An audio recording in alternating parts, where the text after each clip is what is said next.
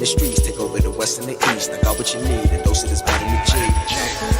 You rockin' with beats, discussing the heat in the streets. Take over the west and the east. I got what you need, a dose of this vitamin G. You rockin' with beats, discussing the heat in the streets. Take over the west and the east. I got what you need, a dose of this vitamin G. Rockin' with beats, discussing the heat in the streets. I got what you need, a dose of this vitamin G. You rockin' with beats, discussing the heat in the streets. I got what you need, a dose of this vitamin G. You rockin' with beats, discussing the heat in the streets. Take over the west and the east. I got what you need, a dose of this vitamin G. Vitamin G. Vitamin G. Got what you need. I'm on the outside looking in, and I wanna be back on the inside. I don't wanna be left on the outside, all alone. Vitamin G, got what you need. Vitamin G, got what you need. All alone. Vitamin G. Discussing that heat in the street, and we got just what you need on Vitamin G. You rockin' with beats, discussing the heat in the streets. Take over the west and the east. I got what you need, a dose of this vitamin G. You rockin' with beats, discussing the heat in the streets. Take over the west and the east. I got what you need, a dose of this vitamin G. You rockin' with beats, discussing the heat in the streets. Take over the west and the east. I got what you need, a dose of this vitamin G. Rockin' with beats, discussing the heat in the streets. I got what you need, a dose of this vitamin G. You rockin' with beats, discussing the heat in the streets. Got what you need, a dose of this vitamin G. You rockin' with beats, discussing the heat in the streets. Take over the west and the east. I got what you need, a dose of this vitamin G. Vitamin G.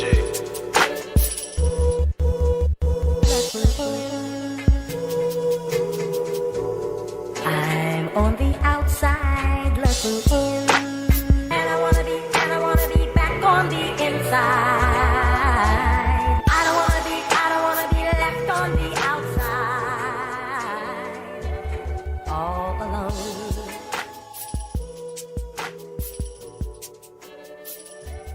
All alone.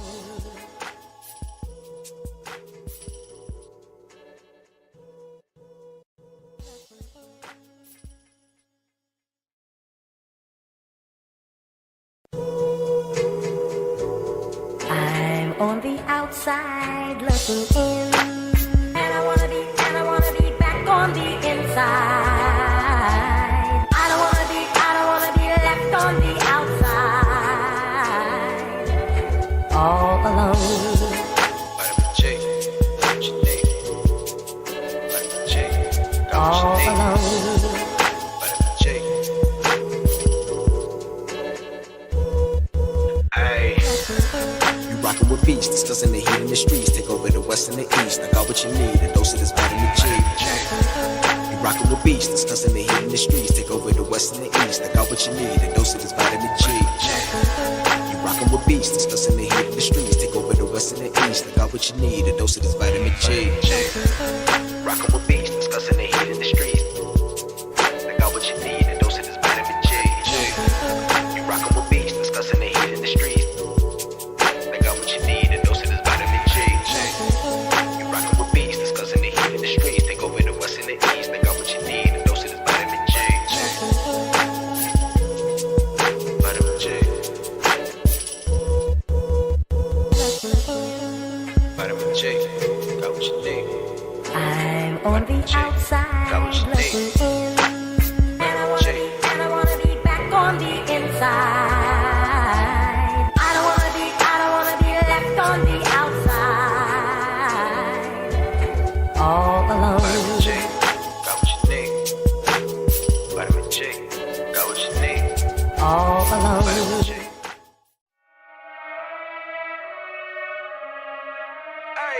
Final round. I already know how I'm coming, man.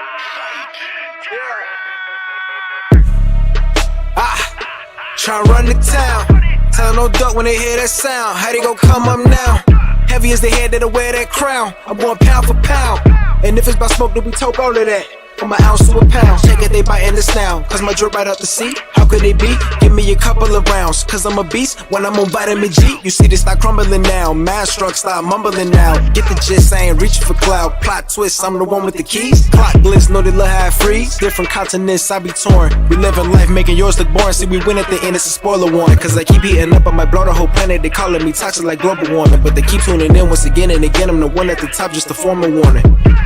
Truly, I'm De Niro when it come to movies. Get De Niro, entertain the groupies. Habanero if you come pursue me. But I hop on the game, too busy rolled up whenever my girl getting moody. Link up with the gang, we all go insane. Catching them bills on the duty. I'm the stick, see, I'm locked in. Bought a box, I was like 10. Back then, used to box, nowadays they ain't throwing hands. Mama said we got more advanced. One thing about me, I adapt, bought a Glock fin. Keep me safe from the block in. The game kept me off the block. Ain't got flex about looting my Ruger. I can shit on you with my computer. See, my graphics card costs more than your damn job can afford to pay you. And my monitor, big as hell, detail, so I can see when I spray you. To reload the clip and record the clip is go all say to that SSD. Know a whole lot of trill game heads like me wanna see tuned into that VGP.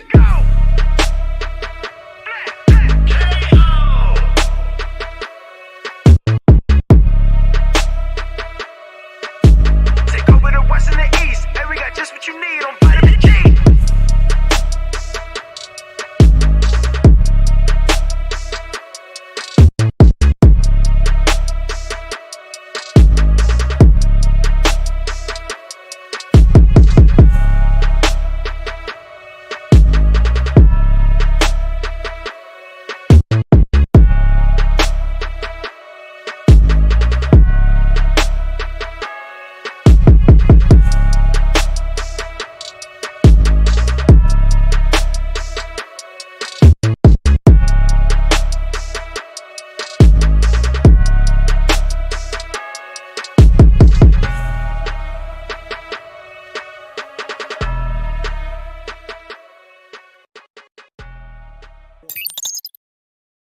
What's going on, everybody? It's your boy Dante Crisis, finally back after, I'm only here because my sleeping schedule's fucked anyway, so, what I give up to be on this podcast is just completely underappreciated, but as far as underappreciated, let's get to the panel, let's get to the intros.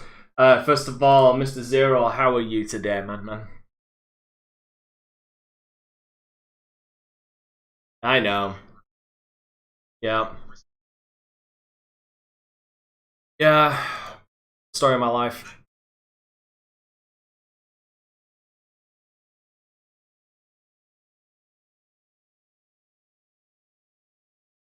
Yeah.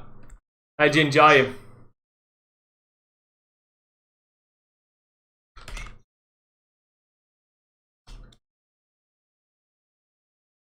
Magic? I'll see.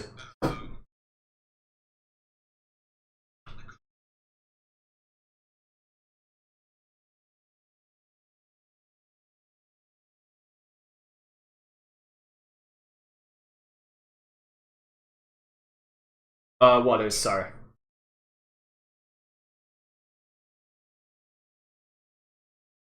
Yeah, okay, so okay, so you can have summons in many other fights, but there's never been, to my knowledge, a fight that could have that many summons. But the thing is they kind of made it very, they kind of set it up on the fact that all of these warriors are coming to fight Rodan during this festival. So from a narrative standpoint, it makes sense.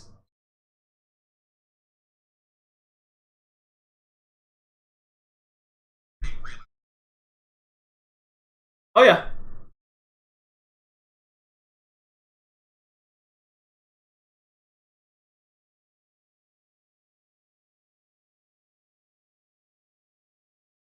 To be fair, Rodan's castle is basically just what you were in and then went to fight him. That's all his castle is.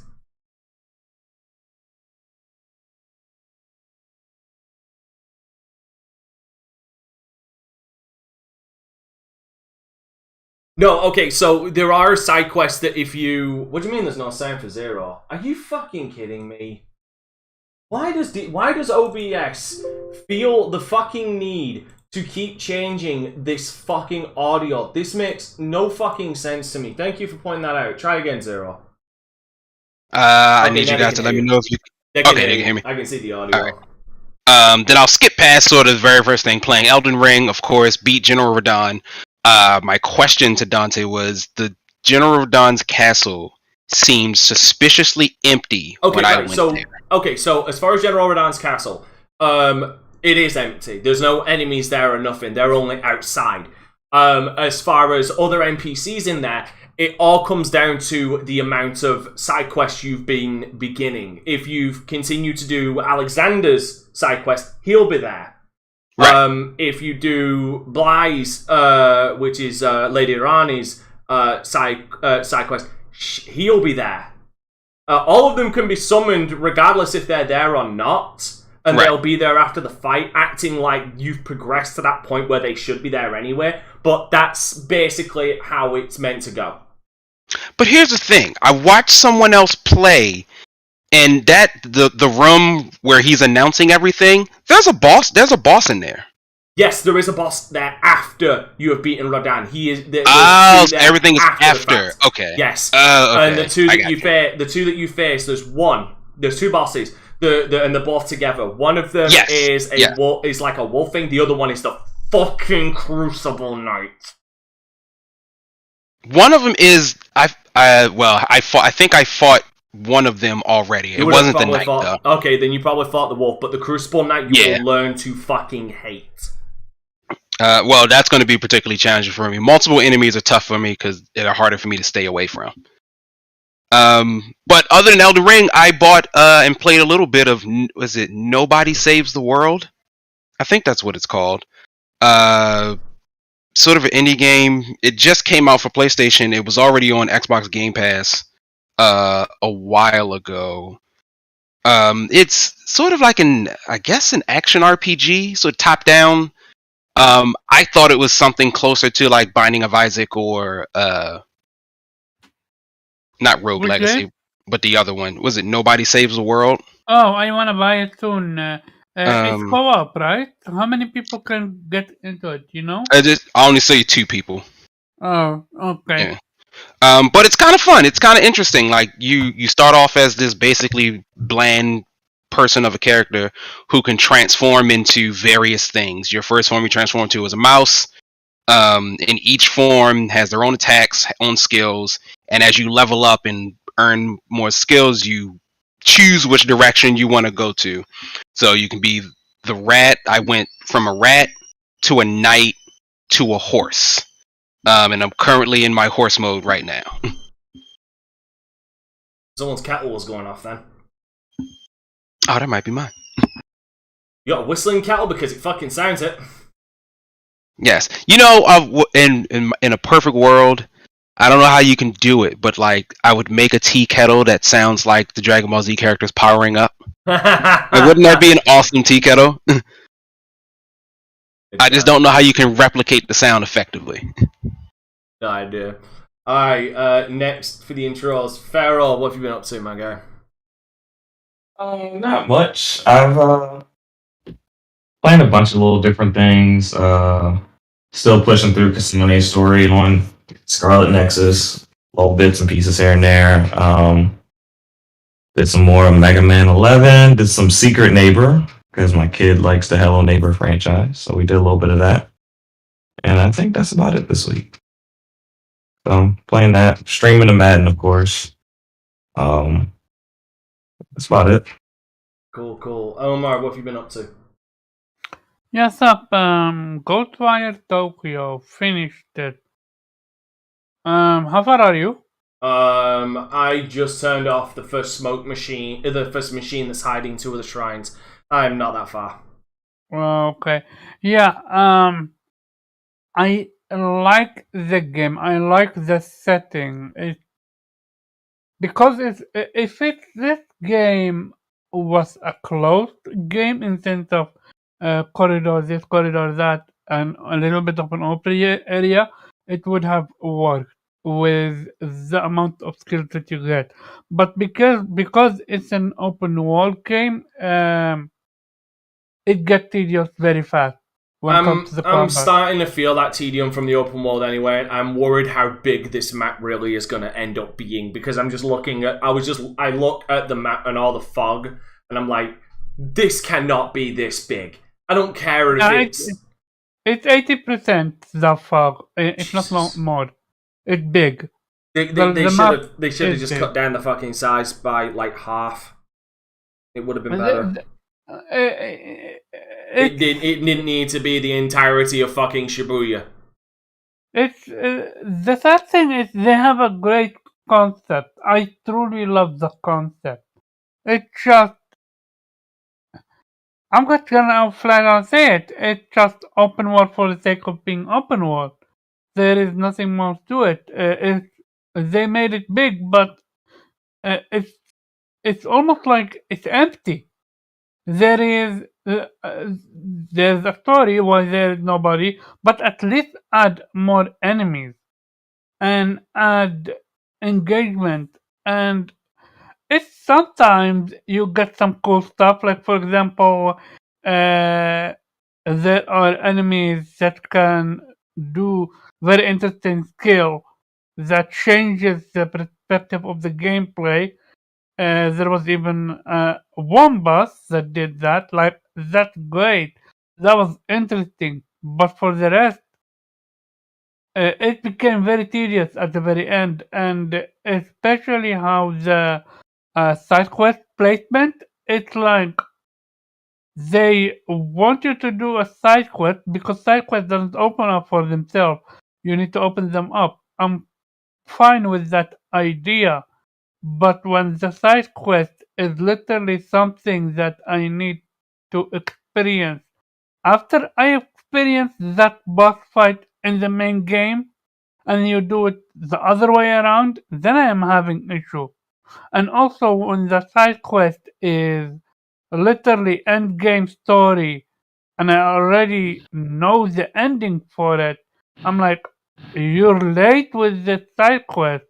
This side quest that you have put end game, I've literally known the answer for it from almost less than half of the game. So it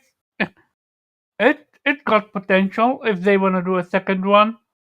Other than that, I'm puzzled.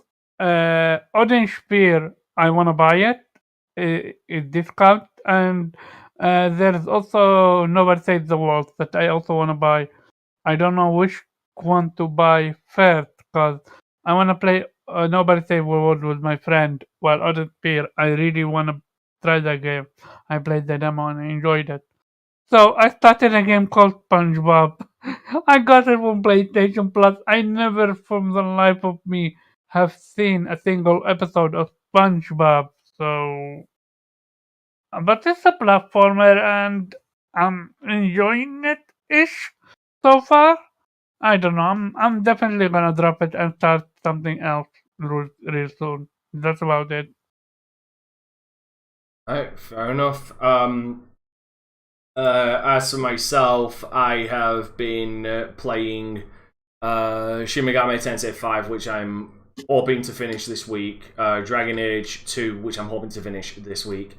Elden Ring, which I'm probably not going to be finishing until the fucking end of the goddamn year at this rate, because I only just beat the 2 gargoyles in the game and they were a bitch. Now we're talking about Elden Ring. Not today, but me and Zero were. The one thing. There's a couple of things I don't like about the game, and there are a couple of things that I feel design-wise kind of hold it back from me being a game of the year. One of them is I hate the fucking inconsistent fall damage with this game. Like, there'll be certain heights you can fall with Torrent, and it won't hurt you. But you try go elsewhere and fall off that same height, it will fucking kill you. There is what's called a trick for it.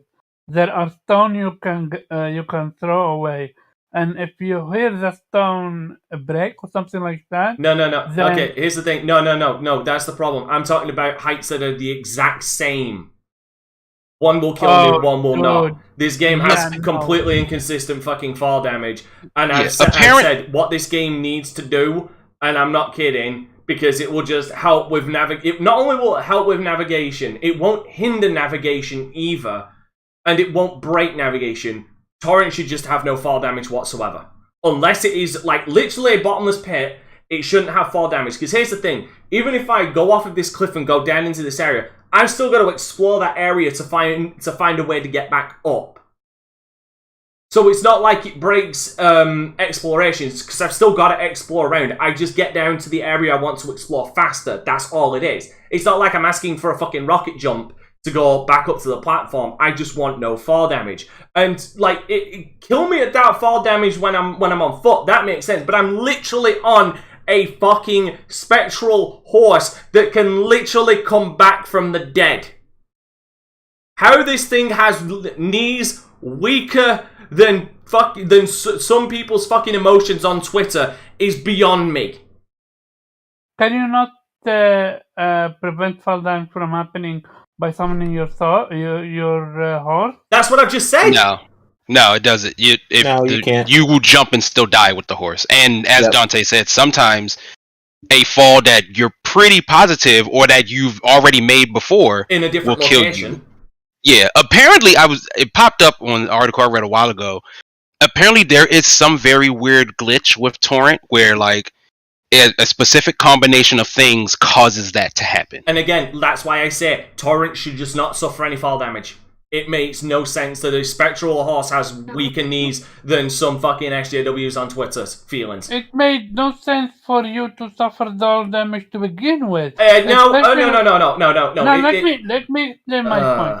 Especially with this one being so platform heavy. You want to incite your players to explore. How are you going to explore if you're going to fall damage? Here's the thing, though. It does work. Like, that's the problem.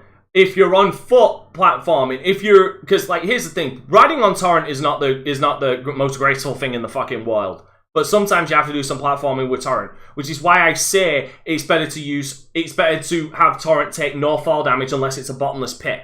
Okay. Now, as far as on foot, you can actually get more precise platforming on foot. I've had no problem with platforming on foot. And the fall damage, and there is no fall damage when you're on foot doing these platforming that you're talking about. They don't put these platforms at a height that will kill you when you jump down to get to this location. There's a cut-off height. They don't do that. I'm talking specifically with the fucking horse and explaining. The other thing I don't like, this is a personal thing, but for me, I fucking hate it because too many bosses do it, and they do it in small arenas. I hate how Poison and Scarlet Rot hurt you on contact. You can walk through a puddle of fucking poison and it acts just like it did in every other fucking Souls game that's From Software puts out. But if a motherfucker decides he's gonna fucking aerosol the entire goddamn arena with it, you have no way of avoiding it, and you will take damage before the status effect even fills out. I only laughed because I saw you fight that dragon, and yeah, it just immediately starts killing you long before Scarlet Rot takes effect. Yeah, because by that point, as soon as it takes effect, I'm fucking dead anyway. The problem is, there was 2 gargoyles that I was facing that did the exact same fucking thing, and the worst part is, halfway through the fight, their spread of poison actually extends even further in the arena. Yep. And you can't get on torrent. There is a talisman that's supposed to negate fall damage, so damage you'd be injured by. Yeah, so damage you'd be injured by that shouldn't kill you, but you're right, there is super inconsistencies with cliffs. Sometimes you'll just outright die, sometimes you'll just take like a chunk of damage. I'm like, that's so fucking weird. Yeah. And I have that talisman. I thought it applied to all fall damage, so I linked off the highest clip I found. It's only fall damage that wouldn't be lethal. It's only fall damage that wouldn't be lethal. You just won't take damage from it. Yeah, and then they've been in all of the Dark Souls games. Literally from the very first fucking game, there's been a cat ring that did that in all of the games, where it just negates all non-fatal fall damage. Which again, and the worst thing is, again, I know it's not open world, but for fuck's sake, Sekiro didn't have fucking fall damage. To be fair, everyone's other favorite open world game did have very weird, inconsistent fall damage, and that's Ghost of Tsushima. But did. Yeah, but here's the thing with Ghost of The Tsushima. thing about Ghost of Tsushima, you can actually break your fall with The roll. jumping very before you Here's fall. the thing. Here's the thing. The difference. There's a big difference with Ghost of Tsushima. Fall damage makes sense. You want to know why? Because I'm wearing fuck all heavy armor, and it's based on realistic physics. Also, when you I sure get cut a lot, but I can't make a minor jump and instantly die. But Also, it's all when jokes. you're- Like, yeah, absolutely. And I think the difference being, like, because I do share your frustration with the jumps in Elden Ring, because part of it is I'll just be running and find myself right off of a cliff. Or, like, I hit the button in the wrong way. There is And it's so like, many come cliffs. on, man. Don't kill me. Yeah, there are so many fucking cliffs, which is why I say on torrent there should be no fall damage. Like, limit it to just torrent, and I'm fine. I'm golden, right? If I fall down a fucking pit when I'm on foot, then I'm a fucking idiot. But there should be no fall damage on torrent, because, like I said, it's not like this. it's not No like fall it. damage.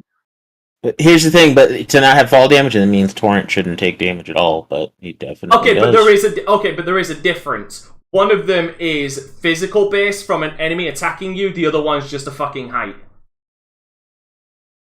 I actually think Torrent is kind of one of the weirder things in the game, because, like, every time I've had him, I guess, die, it's not, as far as I can tell, and maybe because I haven't paid attention, it's not that long until I can resummon him again. No, it isn't. No, it's damn near immediate. It's like seconds. So it's just not like, it feels about the same time, Jubei, is like recovering your ship, your Sparrow in Destiny. Yeah, like it blows up. All right, Look, I 5 think it's seconds, less. bring it back. The only time you cannot recover Torrent as quickly, and this is inconsistent as well, is when you seem to be in fights.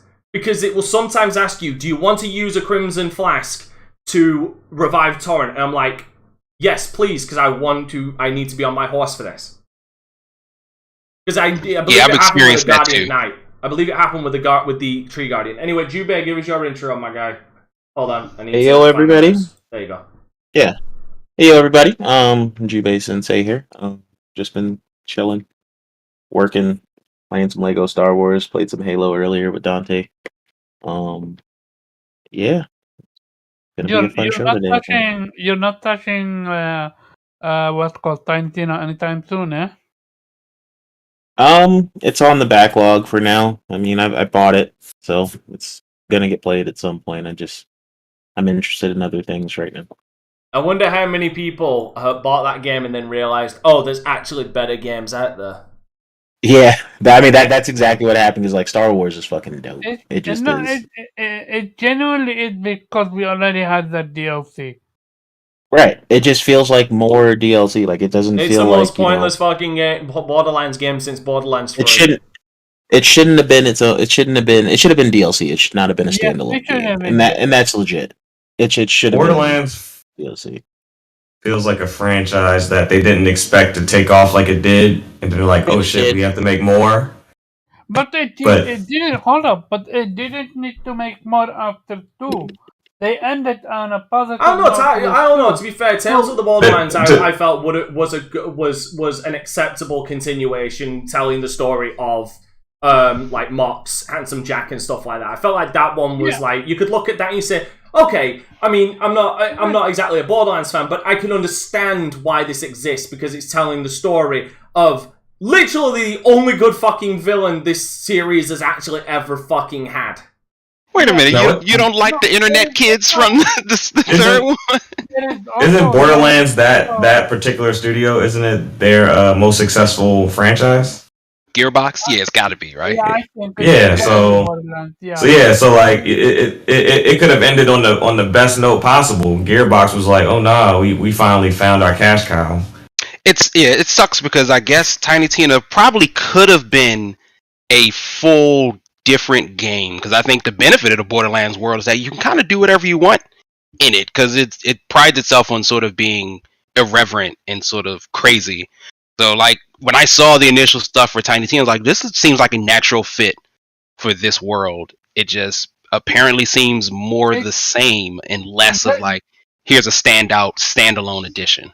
The issue with it is too short, and also it doesn't have enough difference from 3, or even worse, it's worse than 3.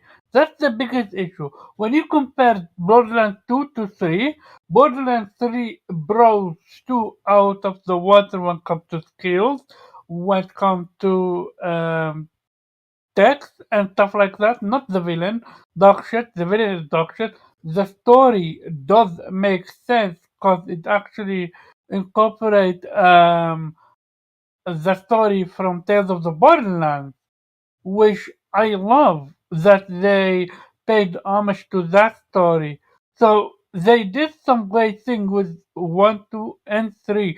Aside from the villain is stupid, but it Hold literally on, the right. I need one. Jubei to continue his thingy because we're interrupting his time. Please continue. Yeah, like I said, I haven't been really up to much.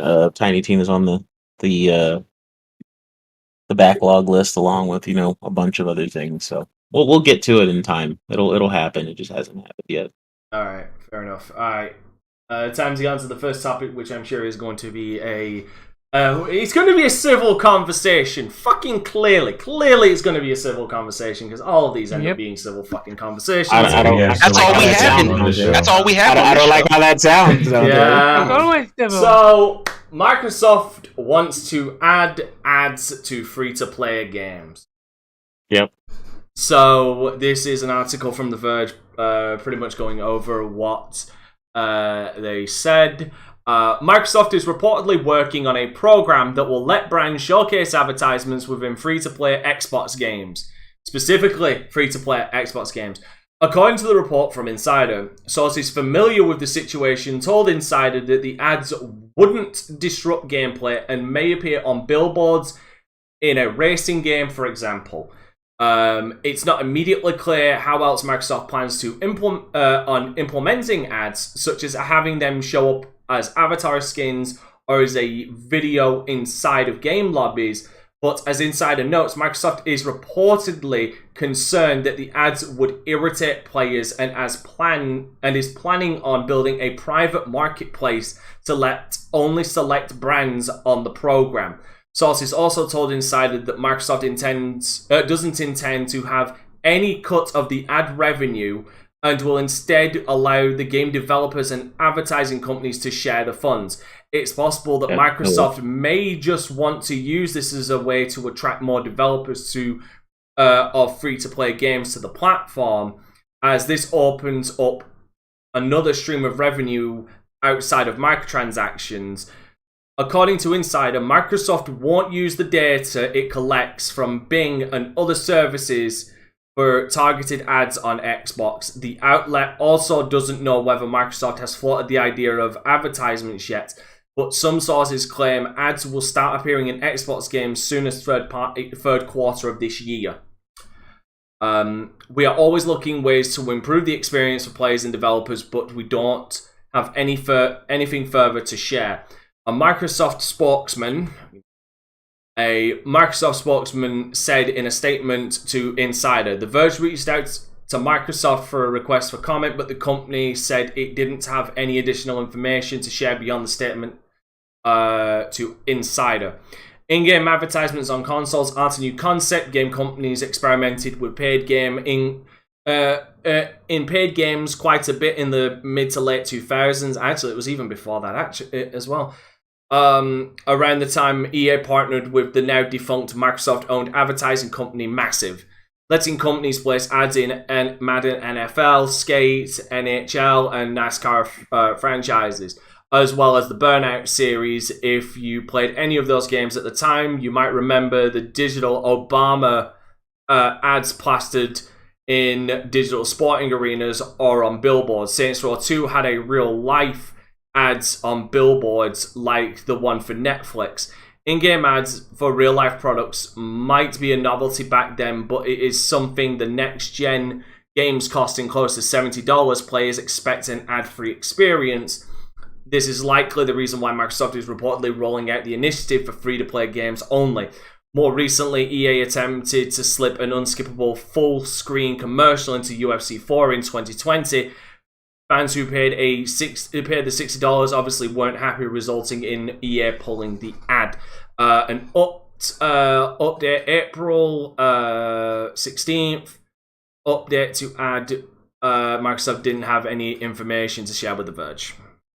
So, here's the thing. First of all, it's going to free-to-play games, and it's seeming like Microsoft is not going to be sharing in any of the advertisement if what has been said is to be believed. Again, again, you shouldn't always believe what these companies say at face value, but if this is, it kind of kicks in the ass what I've been seeing a lot of the narrative being spun on Twitter and other sites saying, oh, I guess that's because Game Pass isn't pulling the numbers that they wanted as far as like, you know, that shit, so you gotta sell advertisements. But if it's free to play games and they're not sharing the advertisement, then they're really making nothing off of this. So that makes me wonder, what is Microsoft getting out of this? Because in the end, it's a business. They don't do something like this for the good of their hearts. There has to be something Microsoft gets out of this. There's always something to be had. No, you don't. No, Mark, shut up. So here's the thing. I've actually turned around and said this once before when we were talking about the rising costs of advertisements a while ago. Fucking hell, I'm a prophet. I fucking foresaw this coming. When I said that maybe in-game, maybe it would be fine to have advertisements like on billboards in video games, like in racing games, open world games, where they have billboards, they could advertise stuff like Netflix, stuff like Hulu, stuff like Disney Plus, or some other shit like Nike and stuff like that. Like I said back then, maybe that would be the way to go to mitigate game costs, and so we don't end up getting more expensive games. And it seems like Microsoft is feeling the same way. I don't see anything abhorrently bad about this because, again, games have been doing it for fucking years. The biggest fucking example that comes to my mind is Crazy Taxi. The original release of Crazy Taxi had, I think, Nike advertisements, Pizza Hut advertisements, but it never detracted away from the game itself. Like, everybody turns around and still to this day says Crazy Taxi is one of the greatest games ever made, but no one ever talks about, oh, but those advertisements took away from it. They took away, like, they completely ruined the atmosphere for me. But no, because it didn't impact the game.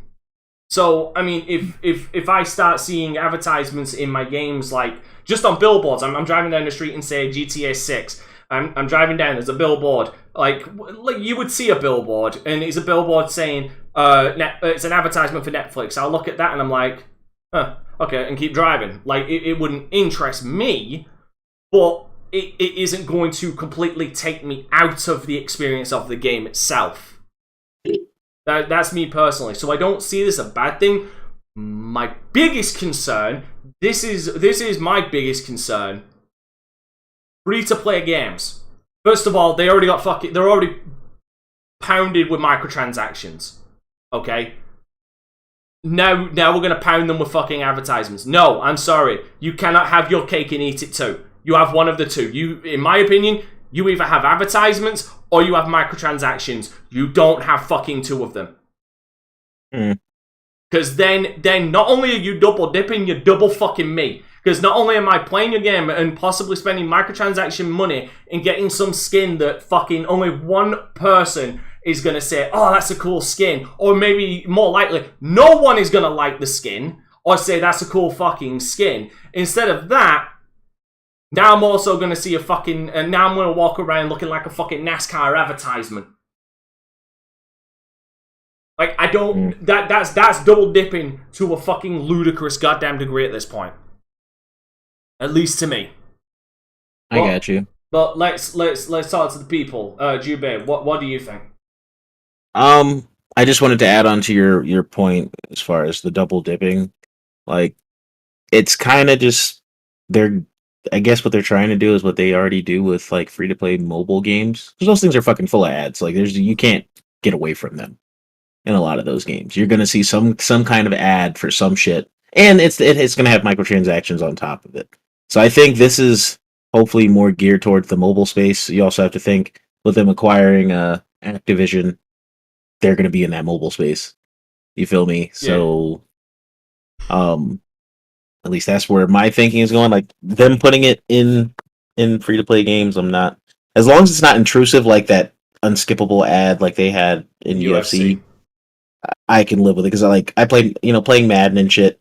There's Pizza Hut fucking advertisement in the game. You know what I'm saying? You go in the stadium, but it literally the has. thing is, you need to. But again, the wording is specifically. According to Insider, Microsoft won't use data collected from Bing and other services for targeted ads on Xbox. Like, they're talking about the Xbox platform. Yeah, right. So it's seeming like we're talking not mobile, we're talking like games that Microsoft is putting on their ecosystem, which would be the Series SX and PC, and I wouldn't necessarily, and so that kind of is different from just mobile games, because mobile games can only be found on mobile, and you might find that odd one on Steam or something, but like we're talking about like full-fledged games that you could only play on a console by the reading of that. But like I said, as long as it's unintrusive, like if you've played Fight Night, I take it, right, Dante? Oh yeah.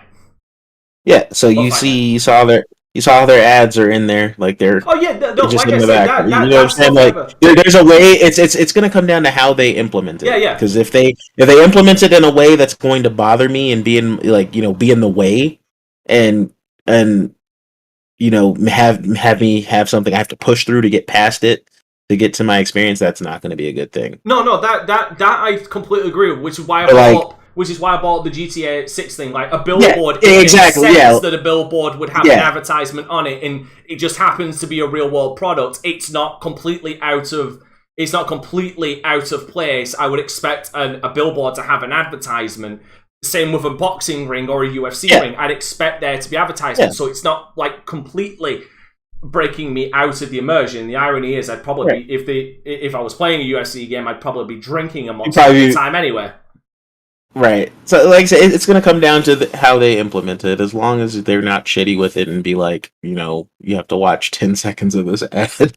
or don't go over the fucking top with it like Street Fighter did.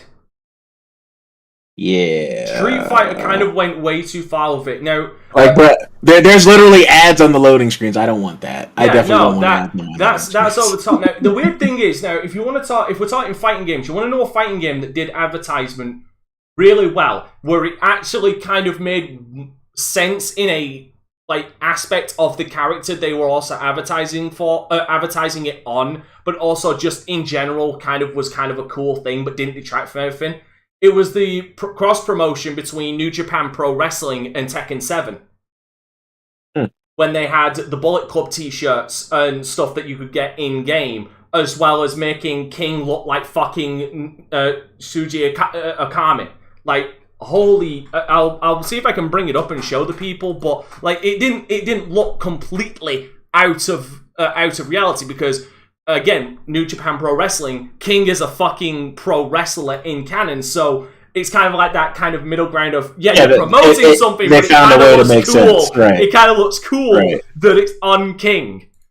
Like the King coming out looking like the goddamn fucking Rainmaker New Japan Pro Wrestling heavyweight champ. It's fucking amazing.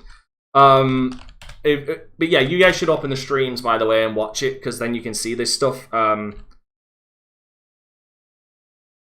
Wrestling, but it just kind of makes sense. Here you go. They actually bought out a fucking advertisement for it as well. Give me a minute. I'm gonna show everybody as well. And while we're watching this, Zero, what are your thoughts on this whole advertisement thing? I think. I don't think, at least the way people seem to be thinking about it, it could really work. I don't think it can pop up with just a movie ad or a 10-second thing just based on how far up technology has gotten, right? We just don't do load times anymore. So, there's not a lot of room. On top of, we you can pretty much opt out of ads everywhere you go in like your day-to-day life, and people probably aren't going to be very tolerant of it if you try to force it to them in like their video game or their hobbies, because like I own Netflix, I haven't watched an ad in decades. Well, not decades, but like years. What I would think Microsoft really is trying to do is just to see how far they can go. And it always has to start with just a little like push, because if it's only supposed to be for free to play games, I'm thinking about what free to play games, major ones that exist on Xbox. Fortnite is already one giant walking ad, so there's nothing you can add to them that they aren't already doing. They've ads for Marvel, Rick and Morty, Jordan. Like, if you're a brand, chances are you will show up on Fortnite at some point. That leaves things like Apex or Call of Duty Warzone, Warframe, and a small handful of others that there's no room really for advertisements in there. Even Overwatch, when Blizzard did it, it was for the Overwatch League, so their costumes would reflect the teams built across the league. I could see something like that happen. I agree. Closest I think you could get is what Capcom is doing, or what 2K is doing. Jake from State Farm is literally in 2K. And like, he's a character you meet, and obviously that's a ad for State Farm. It feels kind of gross that he's there and like very weird, but that's what the 2K series has become. That whole My City thing is one giant advertisement. And I think it can be difficult, because what I wonder is the future of it all. Like, how does it look 10 years from now, if companies are still on their backwards compatibility train currently, when an advertisement, like that Obama ad showed up in what game? Was it Need for Speed? Damn it, I just closed the fucking article yet. So I will say this. Yo, that DLC is fire. Yeah, you see what I mean? Like, it's a novelty thing, but it's not intrusive whatsoever. It's just a little, here's something if you want it. And the King outfit, again, he looks like fucking Okada. It looks fucking fire. It looks legit. Like, that's the kind of thing I don't worry about. What I feel people are worried about is it eventually becoming basically the Sonic the Hedgehog movie. I love that movie, but my god, I did not want to fucking hear the words Olive and Garden together for the rest of my life. Right, or the Power Rangers movie with, I think it's Krispy Kreme or whatever. Agreed. And I just don't think... Man of Steel, where literally one of the scenes is a dude literally eating a goddamn Big Mac and then Superman flies in behind him. It's like, you could not... It's basically the goddamn fucking... You know what? The ultimate... The worst case scenario is it becomes that fucking song, that retarded ass fucking rap song called Versace, where they just say the word Versace all the goddamn time for no discernible goddamn reason. I mean, I enjoy that song, but that's neither here nor there. There's something wrong with you, my man. And it was posted Sporting Arena billboards. It was Madden, NFL, Skate, NHL, NASCAR, and Burnout Paradise. They were all in apparel. Jube, correct me if I'm wrong, but didn't Street Fighter try to implement advertisement and they had to pull it back? I don't think they ever pulled it back, even though they did really receive a lot of criticism for it. I have to say, they actually pulled it back. They removed it. Now it would be on Sony, since Sony owns Evo, because all the advertisement it was for Evo and I think the Capcom Pro Cup. So, like, when each intro loading screen would happen, it would just be plastered with Capcom Pro stuff, Evo, whatever, and it's like, this is kind of obnoxious and annoying. And the problem is, it just felt very, very intrusive because it was so in your face, as opposed to what I think, even though it's still kind of gross, 2K, no one expected Jake from State Farm to show up, but he is there. And it still doesn't feel completely plastered in your face, even though he's literally a character in the game. What game is this? NBA 2K22, the newest one. Yeah. Not playing it. Didn't EA try to do this with UFC or something, or NBA or something? No, they did it with UFC. No, we literally just said they did. UFC did it with UFC 4, where it was a unskippable cutscene, and they removed it afterwards. But did they not literally slow down the loading screen so they can show the ad? I remember that one. I remember one company doing it. Alright, well, wait till your point. If you really want to bring this up, then wait your point and find your sources. I would say, because that would be, I mean, that relies on the company, right? Because again, when I think about any of the free to games that are worth playing, most of them already do their own in-game advertising. Or microtransactions. So I can think of 3 of them right now. Yeah, and microtransactions. So I don't know. Again, what I'm thinking Xbox is trying to do is just figure out how to do it. And the only reasonable way to do it currently is like, we gotta at least try it on the free-to-play games and see how it works. I just can't figure out how advertisements will show up in Apex, for example. There's just no particular room for them. And once again, Apex sort of already does its own advertising. They have ads and stuff in the game that you can click on. It all sort of circles back into Apex. I could. Okay, so here's the thing. I could. Okay, so hear me out on this. I could think of a way they could do it. It wouldn't be intrusive. And it's not like other companies have already done it. And I'm going to 100% admit fault to falling into this trap on one occasion, because I'm just such a fan of the movies. Call of Duty did custom skins and custom characters because they added John Rambo, McClane, and Ghostface, and even a Judge Dredd skin. I only bought the Scream one because I'm such a big Scream fan. I love the fucking movies, and the new movie is actually fantastic. Go watch it. We're not paying. It's an amazing movie. Go watch it. Yeah, it's so fucking good. My mother, I was gonna go and see it with my mother at the theater. Unfortunately, that plan got put on hold because my father passed away. So instead, I actually bought the movie on Blu-ray and we watched it. Oh my god, it's fantastic. Anyway, but like you could add like skins based on characters.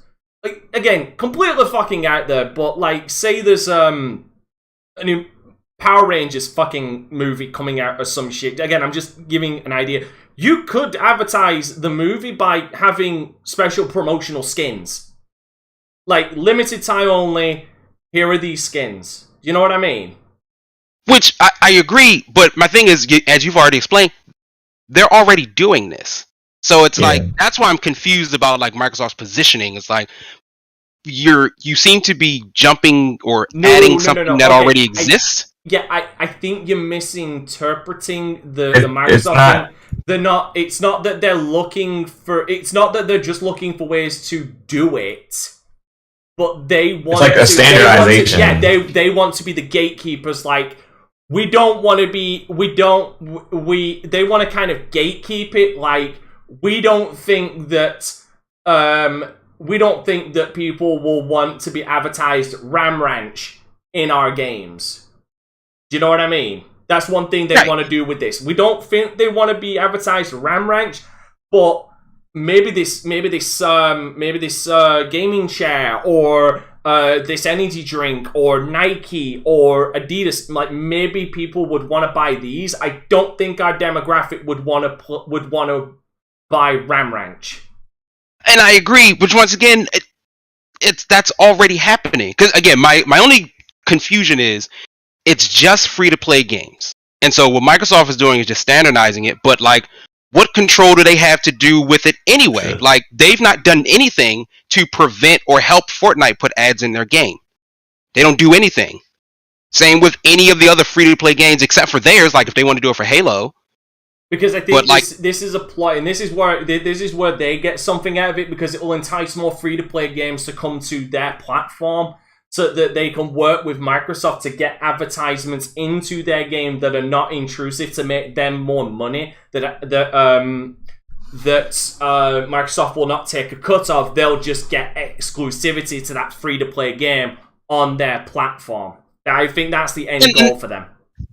That part I can understand. If nothing else, you also get free advertising. There's nothing to say those companies can't advertise the Series X or Series S in their game. But to be fair, if it's exclusive on the Xbox Series SX, I think it would be kind of like a given that someone's playing an Xbox game on an Xbox SX. It's true, and like again, though they could advertise upcoming games. Yeah, it feels weird to me, and again, I'll leave it at this. Advertisement is sort of is gross to me in this way. I can't picture how this is going to work in any majorly beneficial way. It's probably just something nice to have for Microsoft, but I just can't, and that's why I don't do it. But I can't fathom what the end goal is, because it seems to be addressing something that already is happening. And I know, as far as I know, no free-to-play game worth its salt will ever be exclusive anywhere, because it's all about how many people you can get on there. To be fair, no. Except for what? Star Wars The Old Republic is exclusive to PC. They're free-to-play? Yep. It has a subscription, but yeah, it is free-to-play. I could literally boot it up right now. DC, because all of these free-to-play games have fucking subscription services as well, so you can't use that as an excuse. DC Universe Online, PlayStation exclusive. You can get it on PC, but can't get it on Xbox, to my remembrance and knowledge. Maybe you can now. No, I mean, I can only think of the larger ones that are everywhere, except for even the biggest one being Warzone. Warzone. Well, that is free to play. Minecraft. No, not Minecraft. That you pay. That's not free to play. Warframe, I think, is the one you're thinking of. And Warframe, yes, because that was PS4. But again, Fortnite. Warframe is not exclusive. Is what I'm saying. That's one that you would say is the biggest so it's one. That's not. Yeah. It seems odd to me, but like I can't see it. That's all. It just seems like a thing to do that like I wouldn't be surprised in a few years if Microsoft just doesn't. Like I wouldn't be surprised if we don't hear about this anymore. I would say my before we move on to Pharaoh, to address your point, I would say the only reason I would see Microsoft doing this in what you would say is something that already exists is a way to police it so it doesn't end up going towards Olive Garden. You know what I mean? But we're already there. Fortnite is gross with that. And so is 2K and all. Like, we're already there. Oh, no, we're already the policing area is done. No, we're already there in games that are multi-platform. I think Xbox is trying to now police their own thing. Like, okay, before this gets, like, completely out of hand, because, like, you can turn around and say Fortnite, but, like, that's kind of one of the that's the example. Like, I'm sure it's not one of the only examples, but it's the biggest example. But it's not across all games. It's not like I'm booting up. It's not like I'm booting up every free-to-play game or every game, and it's saying, and I'm seeing banners to buy fucking Monster Energy drink or Red Bull or anything like that. What I'm thinking, again, this is the faith in humanity I have. Xbox is going to try and police it on their platform so it doesn't reach that point. Do you know what I mean? So it doesn't reach the Fortnite point. I hear you. I don't know if I agree, but I do. I get your point. No. I'm not saying I agree with it. I'm saying that is my faith in humanity opinion. Like that is if God really exists, this is what Microsoft is attempting to do. All right, Pharaoh, what are your thoughts? I mean, I just kind of see it as Microsoft kind of, like I said, standardizing advertisements and free-to-play games. I don't really see the issue with it because you're already playing the game for free. It's just a matter of, how you do it. How you do it can be wrong, like you guys have been saying. But, I mean, if you're playing the game free-to-play, I think one of the things that we're kind of probably maybe getting from this is kind of Microsoft maybe transitioning towards getting rid of, what is it? Microtransactions? Xbox Live. Not microtransactions, but Xbox Live. How does that translate to it when it's only free to play games, not all multiplayer games?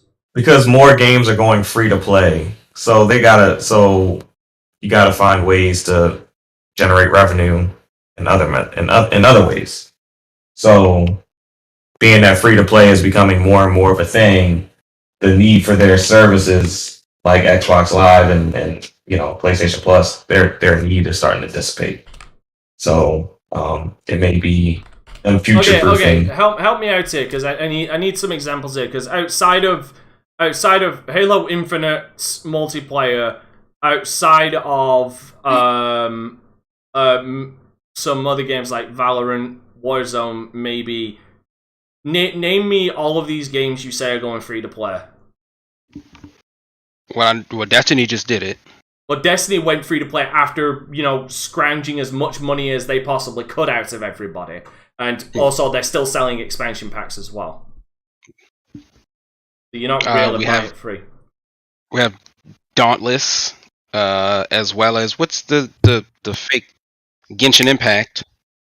But these are Genshin Impact, but these are not like the major, like they've got a decent size, but they're not the major players. Like we're not talking about like Battlefield or the next Call of Duty multiplayer, because as much as you can turn around and say Warzone is big, like people still gravitate towards the multiplayer because Warzone isn't for everybody. We're not talking about the next Gears of War multiplayer. That wasn't free. I'm trying to think of I'm trying to think of actually the biggest multiplayer games out there. None of as much as people will laugh, but Zero won't probably. None of Nintendo stuff has gone free to play. Never ever. Oh, there was the Kirby game that was free to play, but it was a whole different thing. None of these multiplayer games have gone free to play. GTFO, a recent game that came out, not free to play. Sea of Thieves, that's not free to play, but it's still going. Dead by Daylight, still one of the biggest 4v1 multiplayer games out there, not free to play. In fact, let me quickly go to Twitch actually, because quickly check the barometer on this. Let's see. Minecraft, that's not free to play. GT Online, that's not free to play. League is free. Counter-Strike Global Offensive, that's not free to play. Rocket League is free now, I believe. Is it? Yeah, I think it is. Yeah, it is when it got bought out. Roblox. Roblox is free, I guess. I've never played Roblox, so I wouldn't know. It's for the kids. Yeah, I know League of Legends is free. Like Ark Survival Impact, that Survival Evolved, that's not free to play. So I'm just kind of confused where you're going with the Escape from Tarkov. That's not free to play. I'm just confused when you say all these games are going free to play. When if you actually look at it, there's some big games out there that are free to play, but as far as the overall picture, they are in the minority. I mean, you could say that now, but we're seeing more and more franchises go towards the free-to-play model. We're seeing it, Call of Duty. So basically, you're talking about what? No, I'm sorry. Call of Duty is not going free-to-play model. Yes, they already have. Warzone? No, Warzone is a completely different thing because that's one mode. It still has the Call of Duty name on it. It still has a free-to-play option. No, that's the thing, because that's a separate entity. But if you look at the actual metrics, all of their other multiplayer games, the main fucking thing people actually also play, because people, when a new Call of Duty comes out, Warzone numbers drop because people go and play the multiplayer, and then they go back to that once they've maxed everything out on that game until the next season comes out, because then they go and max that stuff out on the actual game itself. So no, it's not going free to play when the main installments that have the crux of the multiplayer is still you still need to pay. We're seeing more. We are seeing a rise in free to play games. You can name a bunch of games that aren't free to play just as easily as you can name a bunch of games that are free to play, and we are seeing a rise in that as time has gone on. So we can't, just because you can name a bunch of games that aren't, doesn't mean you can't. I'm not saying that you can't. I'm just confused when you're saying that it's heading in that direction when there's no real clear evidence that that's the end goal for all multiplayer games going free. I never said it was the end game for all of them. I'm just saying we're seeing a growing trend of where it's becoming a thing. So you're kind of insulating yourself by creating new revenue streams via advertisements. All right. Please continue. No, that was my only point. All right. All right. I saved the best to last because I know this is going to turn into a shitstorm. Go on. Omar, what do you think of this? I'm just going to relax. This is setting a dangerous precedent. There we go. No. What is none of you thinking about is monkey see, monkey do. And just because... How other people interpret what Microsoft is doing is on them. No. There is literally no interpretation in this. Microsoft created paper online. Remember that. Okay. It's always business. No, because it's business. They did not create Pay for Online. Pay for Online existed on the Dreamcast. Let's not do that. How fuck if you really want to go back, that shit existed all the way back on the fucking Mega Drive / Genesis. Also true. So I mean, okay, fine. Look, listen. Look here. Remember. Yeah, what do you want to say? Nothing. No, he was just fucking with you. I think Jube knows who I was fucking referencing there as well with that laugh. Remember where we started with DLC. We started with DLC as cosmetic. We started a DLC for paying for a horse that is literally color blue or something like that. Absolutely, goddamn. I remember content packs. Yeah, like the 360, like, PlayStation 3 expansion packs back in the fucking day. It's as much as we like to doll it up. Because I know what you're talking about with the horse armor. You're talking about Oblivion, but let's not get it fucking twisted. Shivering Isles. Knights of the Nine. I'm not saying Microsoft started it. I'm just saying the concept of DLC, how it started versus how it is now. But the thing, no. But even then, your interpretation is fucked because again, you mentioned horse armor, so I'll run with that one. Yes, horse armor was a DLC. It was a shitty DLC, but in that same game, there was the expansion packs called the Shivering Isles, the Knights of the Nine, and another one that I completely fucking forgot. Actually, I think that was the only two. They, despite the fact that they were called expansion packs, were digital downloadable content. It's the same with every other goddamn game. Like The Witcher, they call Blood and Stone. That was an expansion pack, but in the basic fundamentals, that was a DLC. Like, it was downloadable and would only work if you had the original content, which is what DLC does. Right? So DLC has been going long before the horse armor thing. Like, DLC started out, if anything, DLC started great and then started getting shittier and shittier over time. It didn't start shit and then went great. I never said it started. I never said it started shit. But you did with your wording when you said we all know how it started, horse armor and stuff like that. It's like, that's not how it started though. No, but okay, so I didn't mean to phrase that better. What I meant to say, it started simple, and then they started cutting shit off and sell it as DLC. And then they started doing loot boxes, and then we went from loot boxes, went to microtransactions. Again, you give these companies... More accurately, we went from loot boxes and microtransactions to battle passes. Loot boxes and microtransactions were around the same time. Microtransactions just continued forward where loot boxes seemed to die, except in FIFA, Madden and shit. And then battle passes kind of took over where loot boxes were. So my thing is this: I'm gonna give Microsoft the benefit of the doubt, despite the fact that I know where they are heading with this.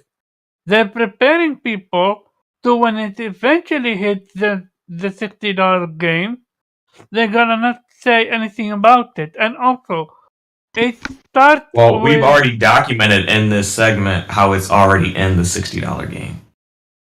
Yeah, I know, but It's in $70 games actually. If we're gonna be real, Yeah, so I mean, we're not gonna act like it doesn't already exist. They're just creating a standardized process so that companies don't start just doing any old type of thing. Yeah, but here's the thing. PlayStation did it, and I called them out on it with Death Stranding and that Monster Energy drink. Which I think was that was it. That was when I turned around and mentioned, thank you. It was actually that conversation where I said that I don't mind it because it's not really intrusive. And honestly, if it helps lower the fucking cost of production, I don't actually mind the Monster Energy drink shit. Which obviously it was only a limited time advertisement deal because it's now gone. It gone? Yes. So then you can't get any more stamina. No, they replaced the No, the can they retextured the cans. Oh, so now it's just a different. Yes, it's just a when Alan Wake had Energizer batteries and the remaster came out, there's no Energizer batteries. Yeah, they just reskinned it. Reskinned it to something else. I don't know about Alan Wake, but even with Death Stranding, I used it because it's fucking helpful, but it shouldn't have been in there. And at the same time, my fear is whether it's PlayStation, whether it's Microsoft, whether it's EA or Activision, they are going to find a way to turn this and create it and make it like a fucking 30-second video ad. Already have. EA already did it. I would say that's my question. How do you foresee it being done? They can do it mid loading screen. But so I say this as like both of these systems have touted as a PS5 owner, there's basically no loading screens anymore. So do you think? And I'm asking. I'm not trying to correct. I'm just asking. Do you think the idea is that? You think the idea is that like they're going to now force loading screens so that this ad can show up for 10 seconds before the next game? So like, and how does that work for certain, like a Last of Us, which is sort of a seamless game? So is there like breaks where we jump from, oh, here's what Ellie's doing, now let's go back to where Abby is, and like we get a 10-second thing? Or is it not in those type of games, but just more in like Call of Duty and sort of the larger sort of scope of breadth? I'm asking. It's hard for me to visualize how it's happening. Zero, I'm sorry. Just let me put this picture out there with how you frame that. All I could think in my head was a scene with Ellie, like just fading to black, then fucking commercial start, and then fades to black again, and then we're with fucking then we're with Abby Zilla.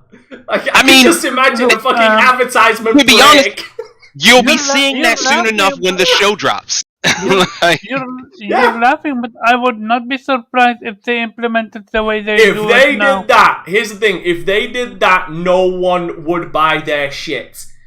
The EA already attempted that. This is something that's clearly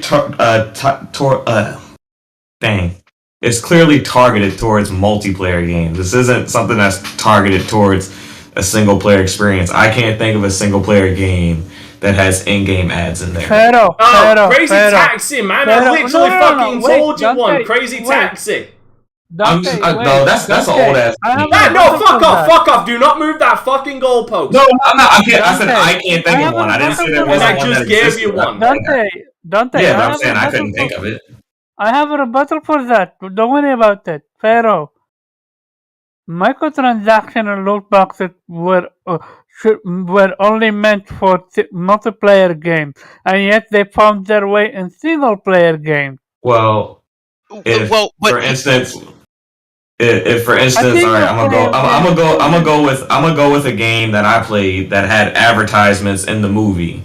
If those same advertisements in Final Fantasy 15 were in the game, I don't think anyone would care. Final Fantasy 15 did have advertisements. Yeah, it had the Audi.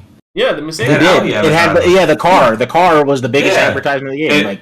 Is that something that made the game worse? Because no, because it wasn't intrusive. I mean, it's a fucking car. Yeah, that's what I'm saying. Like you can't just be like, oh, this is the worst thing ever. Okay, now until it is the worst thing ever. Yeah, it's like that's what. Okay, so first of all, like, I'm sorry, you kind of dodged fucking Omar's point then when it came to loot boxes and thingies. Like, it's not going to be this way with advertisements, but we've clearly seen a precedent that companies will do that. You kind of ducked his question. Yeah, really. You kind of ducked his ball there. To address hold that, on. Let me finish. Fucking shut up. You kind of ducked his point there very well, Pharaoh, so I will give you a kudos for that one. But as far as intrusive advertisements, I don't think Omar has a problem with non-intrusive advertisements unless he's really got to fucking stick up his ass. But then again, he was complaining about the Monster energy drink thing. I can think of a million different types of games. So can I. Hold on, I can. Shut up! Mark Echo's getting up. Fight Night, UFC, NBA, FIFA, Def Jam Fight for New York, Madden. Any game that has a city in it. No, any game that has any kind of fucking uniform. You telling me that an NFL jersey worn by a NFL player in a video game isn't some form of fucking advertisement when it's made by fucking Nike and it's prominently made by Nike? That's absolutely an advertisement, whether they paid for the licensing to put it in or not. That is true. And all the equipment in Madden is Nike. That is 100% true. Yeah. Right, same with the fucking Jordans I was wearing in Fight Night in Def Jam Fight New York. There's fucking Echo in there. There was Nike. Yeah, especially Fight Night, because Fight Night had brands in there that don't make boxing equipment. Right. Yo. Do you remember the Burger King dude? Is like one of he was the fucking ring girl. Yeah. He was the fucking ring girl, and he was a fighter in one of them, if I recall correctly. And no one got upset about any of these things. Now, it's not about what you do; it's about how you do it. Finishing my point, what Omar is more worried about is literally the fucking doomsday scenario, where now we will see these advertisements in full price single player games. Not only that, it's advertisement that it's literally 30-second clip. Which like is if already I'm gonna happened. see, sorry, that already happened. Yeah. People got pissy about it and they removed it. And they removed it, but you know them, they're gonna get back to it, and because they're not gonna get back to it, because if it interrupts someone's experience, then they're not gonna partake in the product, and if they don't partake in the product, then they don't make any money off of advertising revenue. That's where there's a balance. You have to do it in a way that the customer is still satisfied. You can't interrupt their experience to the point where they no longer want to play that game. I disagree. Hold on, I disagree with both of you. I disagree that they're gonna try and get to the 20-second fucking cuts, the 20-second. I disagree they're gonna do the 20-second solid ad like UFC. But what I am foreseeing, and this is what I'm talking about with the when I mentioned the Sonic the Hedgehog fucking Olive Garden bullshit, what will take me out of it is a 20-minute cutscene in the middle of the game or in a game that is plot crucial, and suddenly they pull up to a fucking McDonald's, own a McDonald's, and are prominently eating the fucking McDonald's in my face while they're having a conversation. And then they go and grab a fucking Sprite from a machine or something in the same cutscene. That would fully take me out of it. Going to be disaster. I don't know. If I'm playing something like Yakuza and they sit down for a drink and they pull out a prominent brandy or something like that, or a prominent sake. No. You kind of fall. No. Hush. You kind of missed what I said. I'm talking about in the cutscene. They go. While having this conversation, pull up to a McDonald's, get the McDonald's, eat the McDonald's while talking. All this is one cutscene. They then throw the McDonald's away, and then literally in the same cutscene, go and buy a Sprite. I'm saying it wouldn't. I'm saying it wouldn't. If it's in context, it wouldn't bother me. Like, if this scene is going to happen regardless and someone wants to insert their logo into a scene and it's not like... like, straight across the screen, like I said, if someone's drinking a prominent brandy, or if there's a character who smokes cigarettes and he pulls out a certain brand of cigarettes. But then that brand needs to be consistent. Like, let me give you an example. In GTA San Andreas, like, you got Cooking Bell, all right? You know when they pull up to the Cooking Bell for the number 9 with extra dip? What if in that one cutscene, it's not a Cooking Bell, it's a KFC. But for the rest of the game, there's no KFCs, it's just Cooking Bells. You'd literally need to replace all the Cooking Bells with KFCs at that point. Because then it just was way out the fucking blue. I would be fine with it. If the advertise, if brands and stuff in the game, like for instance, I'm gonna go with Grand Theft Auto. If Grand Theft Auto had nothing but like real stores, like if you drove past like Coach and Burger King and Abercrombie and Fitch, and you drove past all these brands, to me, I wouldn't see it as they're trying to advertise to me. If it's just a store that I'm walking by, I would consider it like adding a level of depth and realism to the world and something like that. You're dodging my point when I said that in that scenario, that hypothetical scenario I'm saying, it would it or would it not be jarring and very, very blatant and very, very immersion breaking if in that cutscene, instead of the Clucking Bell, it was a KFC, and then for the rest of the game, there's no KFCs anywhere. It's just Clucking Bells. I would say it would be jarring. Immersion breaking is up to the individual. I'm gonna say one thing. But would that also be very blatant product placement? Like absolutely, it would be blatant. 100% product placement. But what the issue is, at least what Pharaoh's pointing to, is how comfortable are you with that? No. If I don't get taken out of the story because there's just the one KFC here, then it doesn't matter to me. It's literally just, I keep bringing up the 2K example for a very real thing. Jake from State Farm, the character from a commercial, keeps showing up in a basketball game. There's no reason for him to be there because he sells insurance. That would kind of pull me up. If for instance, like in Spider-Man, if when you rode around New York, like companies in New York had a chance to actually pay for their storefront to actually be there, like it actually is in the real world, that wouldn't bother me. I probably wouldn't even know that's their actual storefront. You are completely evading what I was saying, because in that sense, it's a regular store and they probably show up a number of times in the city. Like, that wouldn't pull me out of it, because it'd be like, oh, okay, that just looks normal. That looks normal because it's set the normal by there being multiple locales. Like, fuck, if there's a fucking Gucci store, if there's one Gucci store in New York, that wouldn't bother me, because first of all, it'd probably be a flashing thing. I might never see it, but it's a Gucci store. I'd expect probably there just to be one of them in fucking Manhattan. What I'm talking about. I mean, I was kind of upset that I didn't get J's with Miles Morales. I was kind of irritated by that. I haven't seen any type of entertainment arena where business paid for ad space, where they only got like just that 3 seconds of ad space and then they didn't appear anywhere else. Oh yeah, there is. I'm sorry, there is. The McDonald's in Man of Steel. Literally, the only fucking scene in that was the dude eating a Big Mac, and that was it. That's McDonald's.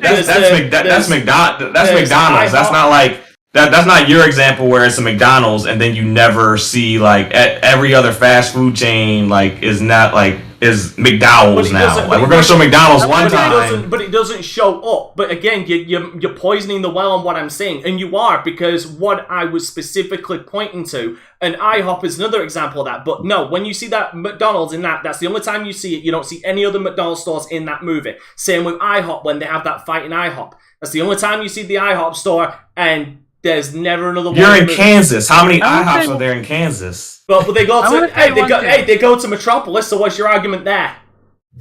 IHOPs are not in heavy big cities like that. Well, you'd expect them to make McDonald's, but my point is, Farrell, what my point is was when it came. I mean, I'm sure if we go frame by frame, we'll see a lot of fucking restaurants appear twice in Metropolis. In Chicago. Being the movie buff, I'm willing to do that. But what I'm talking about is it takes you out of it. For me, it takes me out of it it's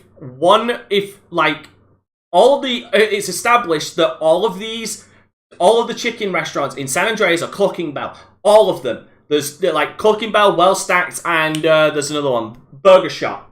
Like, we've established these are the free chains in San Andreas. We've established this. There's an inescapable fact. These are the only chains that are in the game. But then this cutscene starts where they suddenly pull up to a fucking KFC, and it's like, where the fuck did this come from? Well, that's not something that typically a corporation would do because they're trying to get the most impact on their advertisement. So they want you to see, the whole point of an advertisement is for you to see it over and over again to where it's, subliminally ingrained in your mind. So that wouldn't be smart advertisement. A company wouldn't do that. Omar is worried about. That wouldn't happen. I want to even take it further. Here's the thing. Do you guys, anyone here play mobile game? No, because I have standards. I play them all the time. Okay. I play a mobile game here and there. My kids play them all the time, so I see the ads all the time. Do you know how you can get how they do ads implementation in there? Every game does mobile ad implementation in different ways. Yeah, that's what I mean. Like, depending on the games my kids play, the ads are very different. Imagine so here's the thing how they can do it because it's free to play. Let's them give a free to play game. Let's say Halo Infinite. Halo Infinite is free to play. What they would do is they would put loot boxes and allow you to use one pull for free. After doing that, they give you the ability. You want more pulls? Then watch this 30-second ad, I meant to say. And after that, or they give you energy, how much time you can play a game. You want to play more? Watch the 30 You're already playing the game for free. Like, yeah. If you don't want to pay, if you don't want to pay for nothing, then I mean, somebody has to cover the cost. Someone has to cover the cost of this game. If you don't pay for nothing, you're gonna lag behind. It's free to play. But buy something. It's always support the devs until it's a free to play game. Now I don't want to buy a loot box. Because then it is the double dipping. That comes down to the double dipping, and now you're saying like that asshole who calls all people freeloaders from the fucking. I'm not calling all people freeloaders, but I'm saying you're playing a free to play game. Like him though. That company cannot legitimately make that game for free. That's why they have they have to monetize it in some way. So if you're not buying content, then they damn sure gotta sell you some advertisements. You gotta decide the devil that you want. You either you want the free to play game and you want to pay for loot boxes, or you want to sprinkle in some advertisements to kind of absorb the blow of that cost. So maybe you don't get hit with as many loot boxes. So it's like, well, I think that's sort of the end game of it all. But at least based on what you've just described, Omar, is a gacha game. That's what Genshin Impact is. Yep. Which is why I was shocked everybody was so psyched for this game. It was like, you do know it's just a pretty looking mobile. But it never. But here's the thing: it never hit itself to not be that. People just thought it was pretty and kept doing it, and I was very confused. I was like, this is just a gacha game. Just it is. The Genshin Impact take it even a step further. Genshin Impact take it so much step further. It literally dictate when you play the game.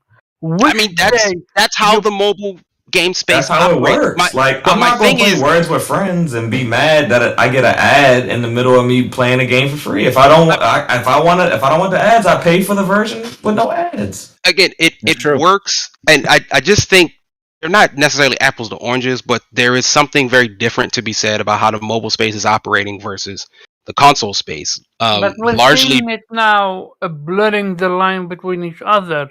I don't think we are just yet. Genshin Impact is a one rarity like that. I admit Genshin Impact is one, but like with the very, very many mobile games that exist out there that are fairly big names, like they don't necessarily do the same thing, at least what you're saying. And like, I understand you're worried about getting to that point, but I don't think console gamers / PC gamers will tolerate that in the same way that people who just have a phone will, because it takes if I'm sitting in line somewhere and something is just asking me to play a 30-second ad so I can continue breaking bricks, of course I'll do. I have nothing else better to do. I'm standing in line. That's why mobile games have always been a success, because they capture people. They have a captive audience. Everyone has a phone. Yep. Not everybody has a PlayStation or an Xbox or Nintendo. Like, these are people, you opt into these things. A phone is basically a necessity in life today. So it's just confusing to me, because like, when we look at the Kinect and Xbox people didn't want to connect, guess what happened? It went away. After another attempt. And it still went away. Like, Nintendo Labo is effectively gone. Like, nobody wanted it, so it's gone. And the various Sony things that they've put out that are just gone. It's always weird. It's a little weird to me that on one hand, it's just like, whenever the companies do something, it's going to happen because gamers just don't care. But then we have tangible evidence of things that flop or failures or aren't around anymore because gamers didn't want it. Like, if it was an Xbox game, a lot of Sony gamers would be very happy to say this game was trash and it flopped and we will never hear from it again. That's the same thing. If you don't put out something that people want, it's not going to work. And I cannot conceptualize physically. The closest I can get to is what Dante just described, where there's these cutscenes where just the advertisements are boom, they're there. But the 30-second screen times, I cannot fathom what level of gamers would allow that, because it takes away from the time. Dude, they don't have any choice. Look what happened with So why did the Kinect fail? Let me explain. I will always go to Assassin's Creed Odyssey. When players literally created something that would help them in a single player game,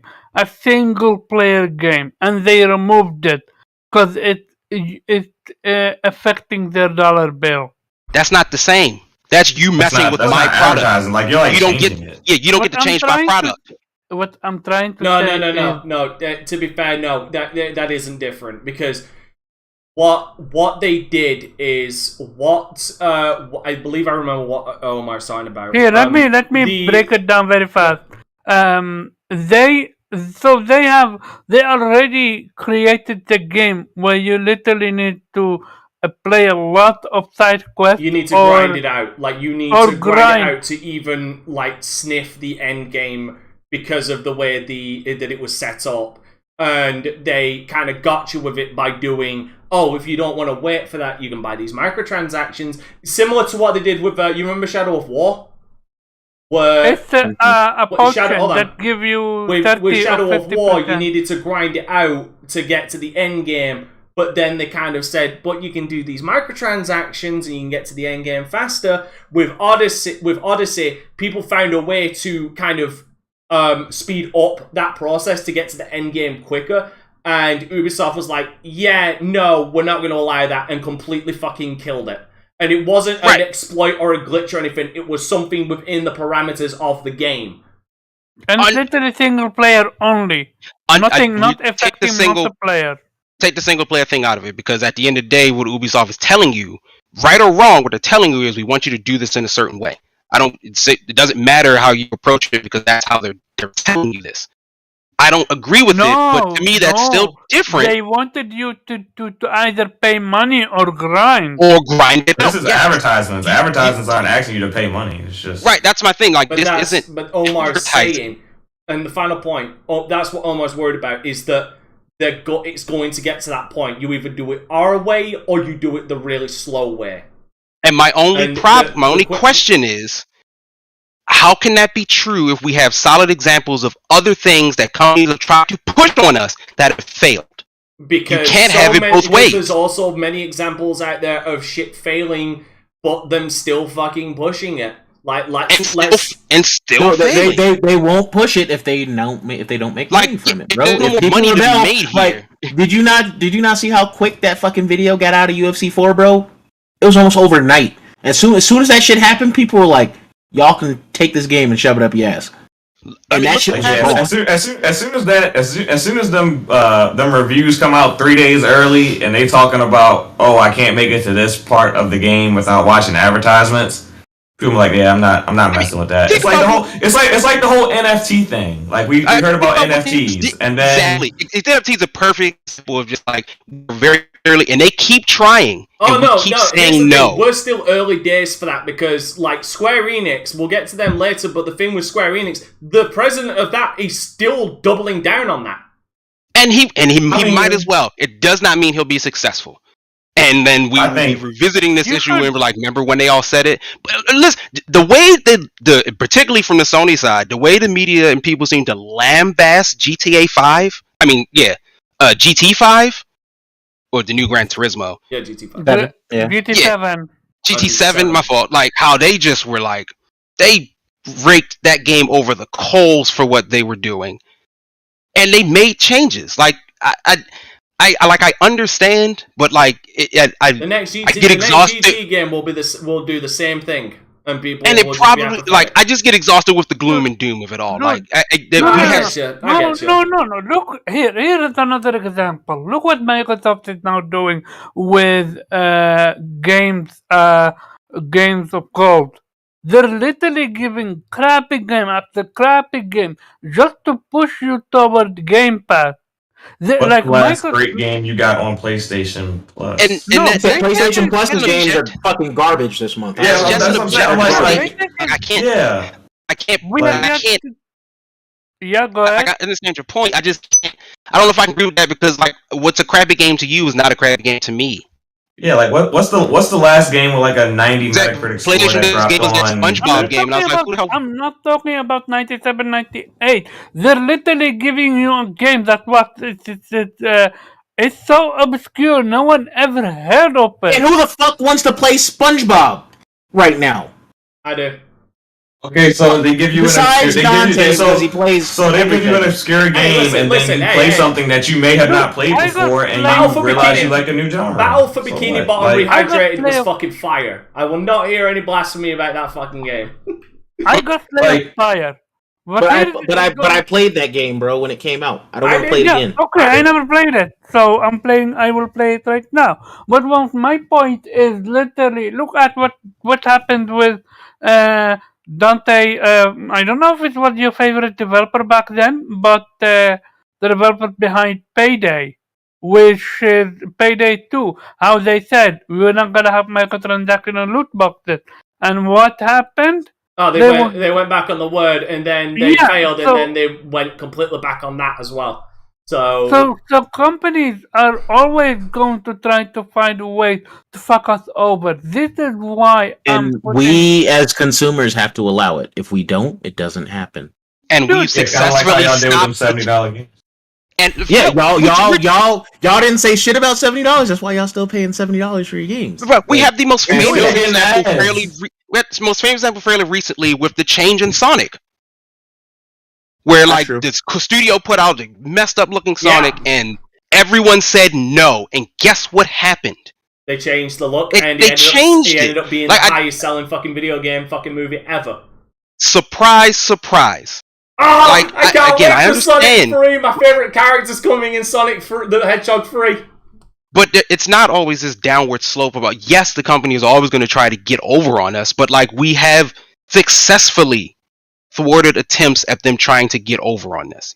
Everyone knows that. We've all seen examples of it. Unfortunately, microtransactions and fucking battle passes are still around. Agreed. And part of that people still buy them. It's because consumers are actively buying them. And you're giving people something. I'm not getting anything if you show me an ad. I get nothing out of it. But here's the thing. We're talking about ourselves. We're not talking about the general. We're not talking about the general public who, probably wouldn't give a shit about this stuff. Unfortunately, I disagree. General public aren't watching ads anymore either. Because they don't give a shit about it, they're gonna be able to implement it.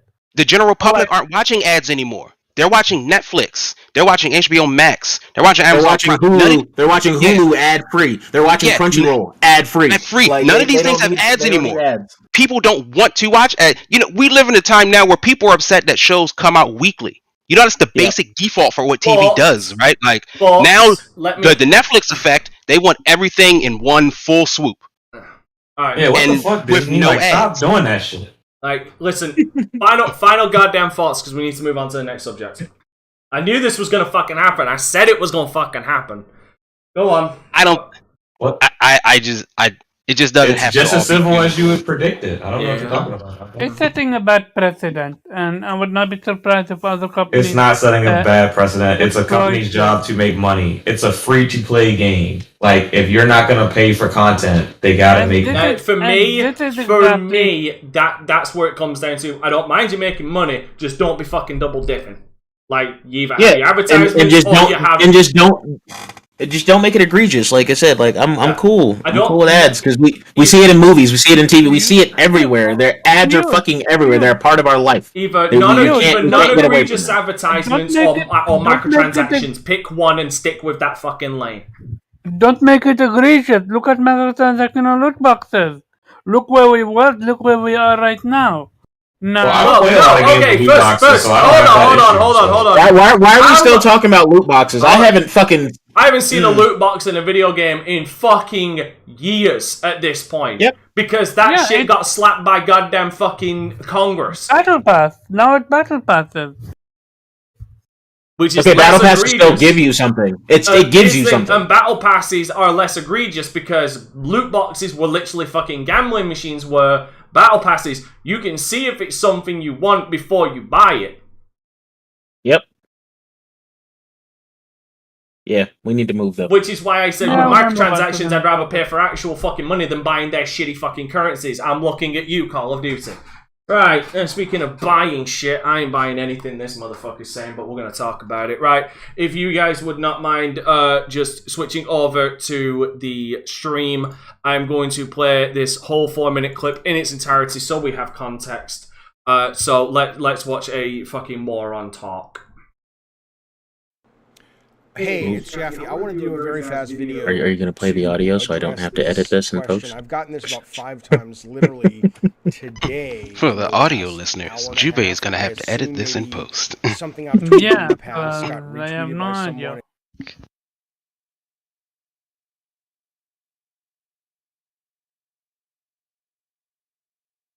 No, I did.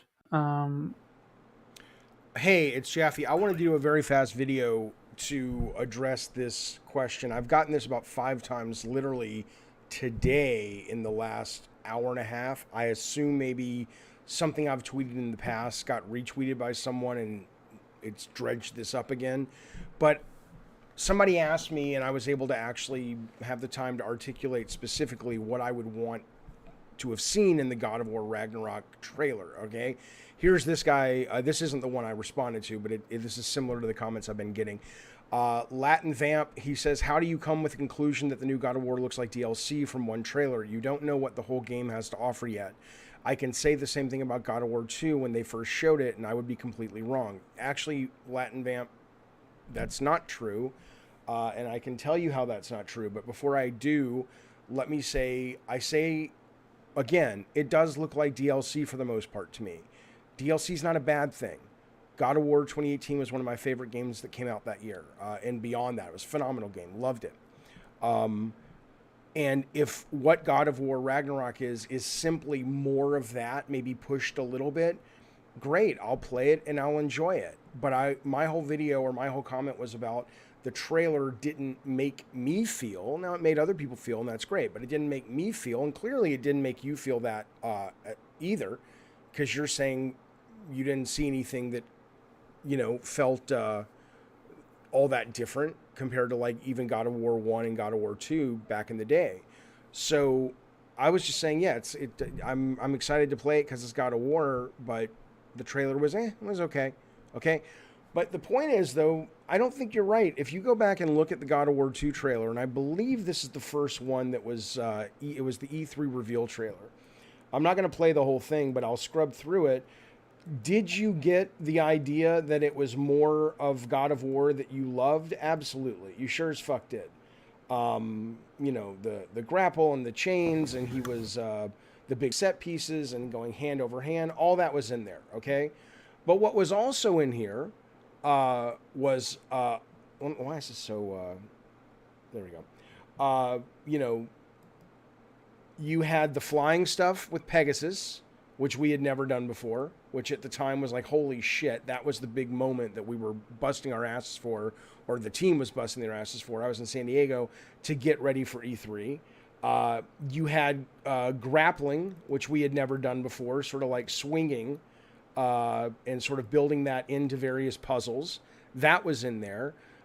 You had more proof of even bigger wow moments of not context sensitive, but big opening vista shots like the Colossus of Rhodes, or you saw, I forget what they're called, but the horses back there at the very beginning.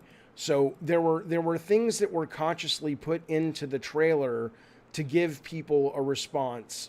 Two different things. Number one, remember God of War? Remember how much you loved it? That's back. Okay? And that's what a trailer should do for a sequel. But it was also, as you see here, meant to suggest God of War 1, we were just getting started. And this is going to blow your fucking minds because you ain't ever seen anything like this, right? That was the goal. That should always be the goal of a sequel, to give you more of what you love, but continue to delight and surprise you in ways that make you feel playing the sequel the same sense of, oh my fucking God, that's amazing discovery that you felt playing the first one. Okay, so that's the best way I can describe it. If I keep getting asked about it, I'll just link to this video. I hope you're well. Have a great day. See you soon. Bye.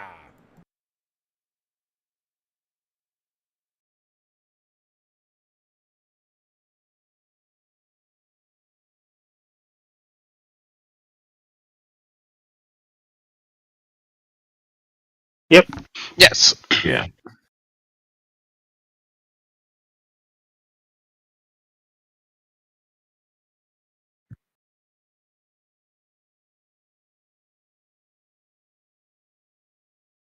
Yeah, he's talking about the trailer, yeah.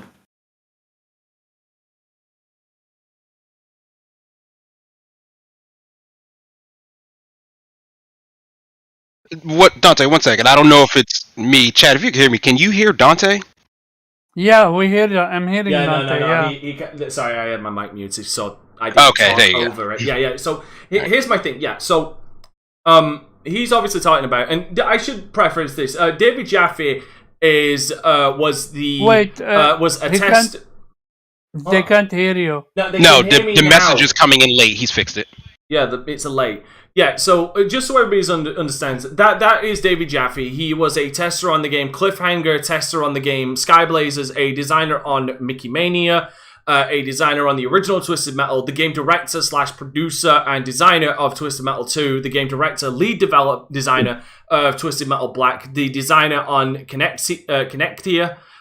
He was the lead director. He was the game director and lead designer on God of War. The creative director on God of War 2, the game director of Calling All Cars, the game director of Twisted Metal, the 2012 one, and the game director of Drawn to Death. That would be him. So basically, the man has not had relevance really since 2007, in my opinion. Right. And hasn't really put out a fucking good game or anything of substance since he worked on God of War, which he was not the director on. He was just the creative director. He was not the game director like he was on the original God of War. And I'm going to get my bias out of the way, but I will not let it paint my opinion of his opinion. But I think David Jaffe is a piece of shit, especially after his comments about Metroid Dread winning the Action Game Award, or the Best Action Adventure Game Award, by saying that the only reason they won it was a sympathy vote because the man who created the SNES and the NES died that day. So yeah, that, and there is also the. Hold on, let me. You can get to that point in a minute. I'm gonna get my point out. Okay. Now, as far as him turning around and saying about the trailer, he's not entirely wrong on a trailer should show you the new as well as what is familiar. I believe Horizon Zero Dawn did this. They showed when in the trailer, in some of the trailers, not the first trailer, but the trailer that they eventually showed that there were more mechanics added to the mechanics that people already liked about the original Horizon Zero Dawn. The problem is we've entered a new era where in my opinion, he's a bit out of touch, where the first trailer that's put out, because especially with Sony games, the first trailer that's put out is usually the story trailer. It's the trailer to catch us up on, like, oh, we're continuing the story. Because unlike back then, because let's not mince words, the original God of War 2 didn't really connect well with God of War 1. Especially with how God of War 1 ended and God of War 2 started. Because there was a game that very few people played that was meant to happen in the middle. The PSP one, right? Yes, exactly. I remember. Yeah. Yeah, I remember correctly. So he can't turn around and say that, he can't really turn around, but he is right that a trailer should show the new things. The problem is, in the day and age... Hold on, let me fucking speak. Jesus. The problem is, we're in a day and age now where story-driven games, like God of War, like The Last of Us, they are games that put out story trailers first to give us an idea of how the story is progressing. Is this taking place years after? Is this taking place moments after? When is this game taking place? That is what the first trailer for the God of War showed us. The thing is, though, the new God of War trailer did show us new things. It did show us some new mechanics that were not in the first God of War 2018 that are going to be in this one. I believe one of them is using the Blades of Chaos to latch onto a platform and get onto the platform. Yeah. There's also another one where you have Atreus riding a summon that he summoned. Yeah. So the fact that he in my opinion, his take is completely asinine. On the fact that no, like this game did show new things, and as far as the Pegasus thing, well done. You showed literally. You say you were slaving over it. That was that Pegasus scene was literally like 30 seconds of an on-rail moment where you had to swipe left and right. Well done, but it's not an entirely new mechanic. You know what I mean? Like, he's comparing apples to oranges there. So, no, I think his take is... I don't believe the new God of War looks like a DLC. I think he's using the fact that there's not much of a... I honestly think the reason why people would think this is the same reason with the whole Miles Morales thing, is the fact that it doesn't look that dissimilar to the first God of War. But the thing is we've only come so far as graphics in the last couple of years since they started making the game after the God of War 2018 version, if that makes sense. So I wasn't expecting like a massive leap in graphics, because I still think even today God of War 2018 holds up. So yeah, I honestly think his take is wrong. I do believe that the idea of DLC has become a dirty word. I would agree somewhat with him on that. But the problem is at this point, the idea of DLC being a negative word isn't kind of condensive to today's gaming landscape, considering. Name a fucking company that does fucking DLC these days, aside from free updates. So content DLC is not a ton of it. Exactly.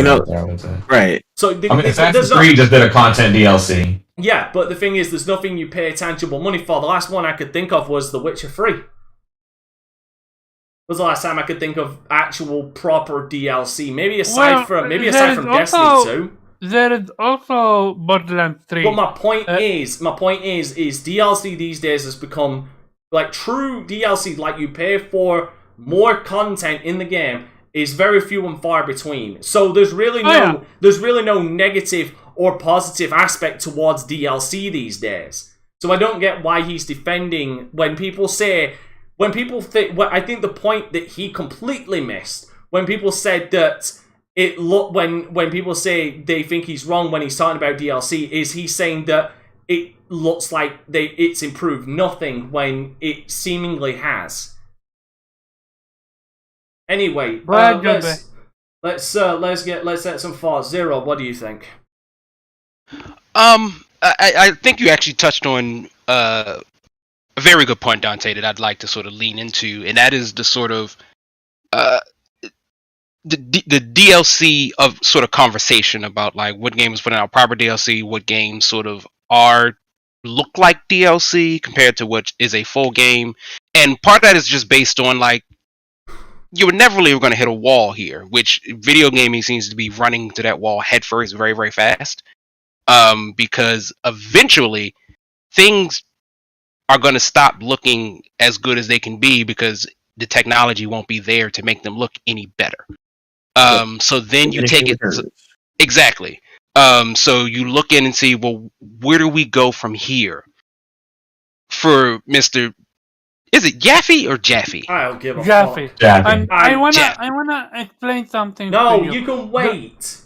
I'm just you're gonna wait. Zero, please continue your point. No, and I might be familiar, Omar, because I've been in and out of the sort of whole conversation around this whole thing since it started. That's why I want to explain just one very fast thing.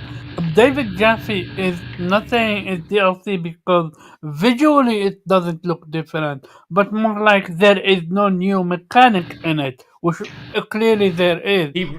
We all just listen to the same thing, Omar. We all literally just listen to the same thing, so I think he knows what the point he was trying to make was. And part of it is just like I understand he sort of jumps in and out of just like the whole Twitter thing. So like that's what inevitably that sort of podcast came out to be where he was on. But he isn't afraid. I do love sort of the old game creators just like being angry old men. It's very funny to me.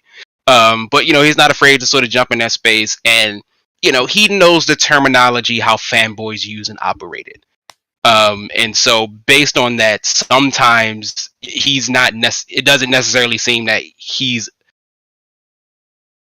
not immune to being a fanboy, or at least using the words of fanboys to get his point across, or to just do it to rile some people up. So I think that's largely in part why people weren't giving him a lot of slack.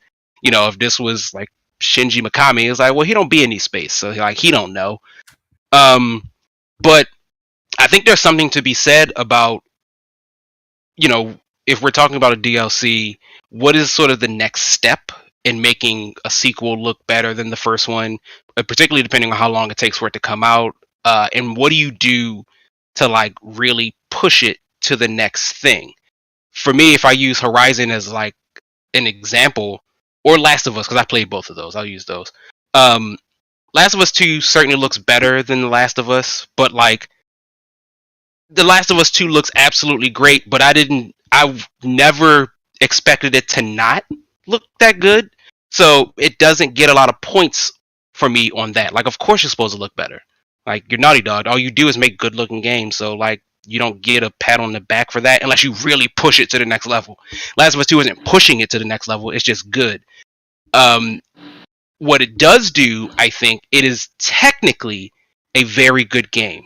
I think it's the same thing that Horizon did, Last of Us, probably the new Spider-Man as well, but that might just be sort of bigger and better. And most likely what the new God of War would do. What it's probably doing now is tightening up all the loose screws from the previous game. And taking if God of War was basically a 10 out of 10, but if taking the 10 out of 10 and making that 11, making it a 12 out of 10. By adding sort of interesting new mechanics, because I think we all agree, fundamentally, it's probably going to be basically the same game. Yeah. And I mean, from a like, and that's not a bad thing because some of it will be this. I'd say like probably about 60% of it will be the same as the previous game. Probably 70%. Yeah. Pushing it. Yeah, and that's not a bad thing because like it's already a really good game. They're just improving on something that's already really good. And I don't think we can reasonably expect for them to make a huge, massive leap in the same way we went from God of War 3 to God of War 2018. Yeah, that's just I don't think that's just reasonable to assume. Because that's my problem with what he was saying was like if you looked at the trailer for God of War 2, like what leaps is he talking about? Right. Like, what leaps I agree. are you talking about? Because I played God of War 2. Like, yeah, you added a couple of things. Like that Pegasus thing. Like, that isn't a whole new fucking mechanic. That's literally one goddamn fucking... This like one long scene. That's a rail... It's one long scene. It doesn't come up again. Shooter. Yeah, it doesn't come up again. Like, what are you fundamentally fucking talking about? Right. And so, that's where I think... The only thing that was 100% a step up from the original, maybe a little tighter combat, like the swinging, like okay, you can swing now. Oh my god, innovative. Oh my god, it's amazing.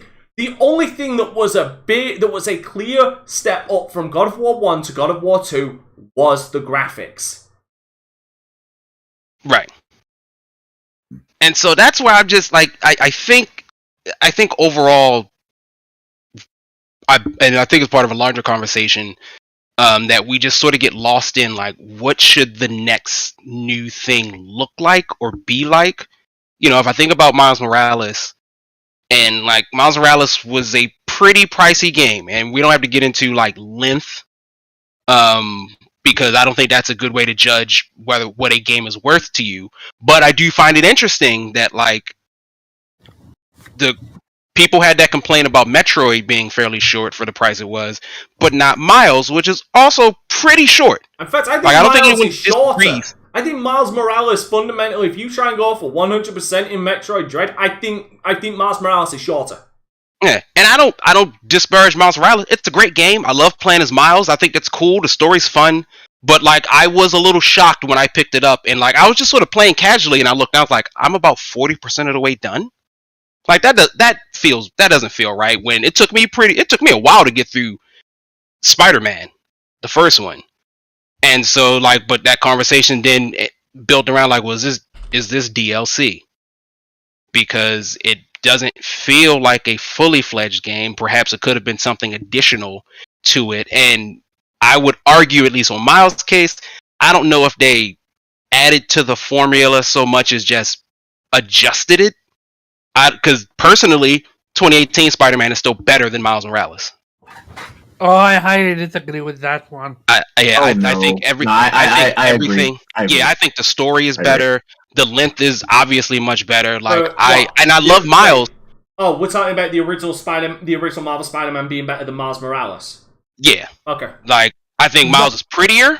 But the combat in Miles Morales is way better. No. I think because I've not played Miles Morales, but from what I have seen, and I think I could make a decent call on this because it's something you can pick up with the eye.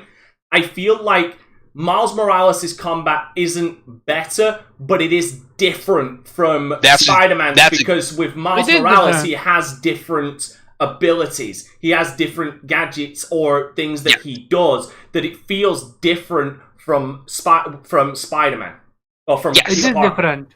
And I agree with that, but I don't see that difference as being better. I just see it as being different. Yeah. That's the point I'm trying to make, is that I wouldn't necessarily say it's either one is better. I would just say it comes down to personal preference. Do you prefer Miles' fighting style or do you prefer Peter Parker's style of fighting? And right. I don't know. I guess I could toss between the two. Which I mean, maybe we'll get if maybe they go with in Spider-Man 2, if they go with the idea of being able to play both of them, we'll get a better idea of which one we feel better with, because we'll be able to play both of them and connect the two. And to be fair to your point, like if you can't split between the battle system, fine, do everything else. What story is the game telling? What does it feel like to go through New York City? Everything Miles Morales is doing has already been done with Peter with a better story. Peter's story is 1,000% better in the first Spider-Man than it is for Miles. I agree. I do agree with that, but I'd also say that's because I'd also defend Miles Morales on this point on saying that with Spider-Man, they had a longer stretch of time to be able to play out the story, and a lot more people are familiar with Peter Parker than they are Miles Morales. So with Peter, the whole thing with Aunt May, her death, Doc Ock, like all of that kind of hits a lot deeper than Miles' story because we don't really know Miles' story. Like we've got glimpses of it in The Amazing Spider-Man, but we don't know him as much as we can connect with Peter Parker. Absolutely, and I agree with that. However, I think you agree, Miles does have a long enough story to do. They just didn't do it. Yes, I would agree with that. Exactly. I think it just came down to a time thing. Like, PlayStation needed to launch game. It needed another. I'd say Miles Morales would have.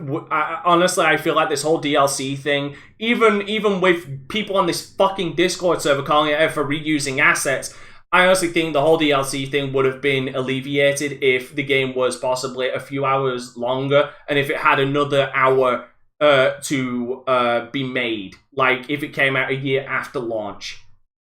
Yeah, I mean, because what it is in these Twitter spaces, DLC has become an insult.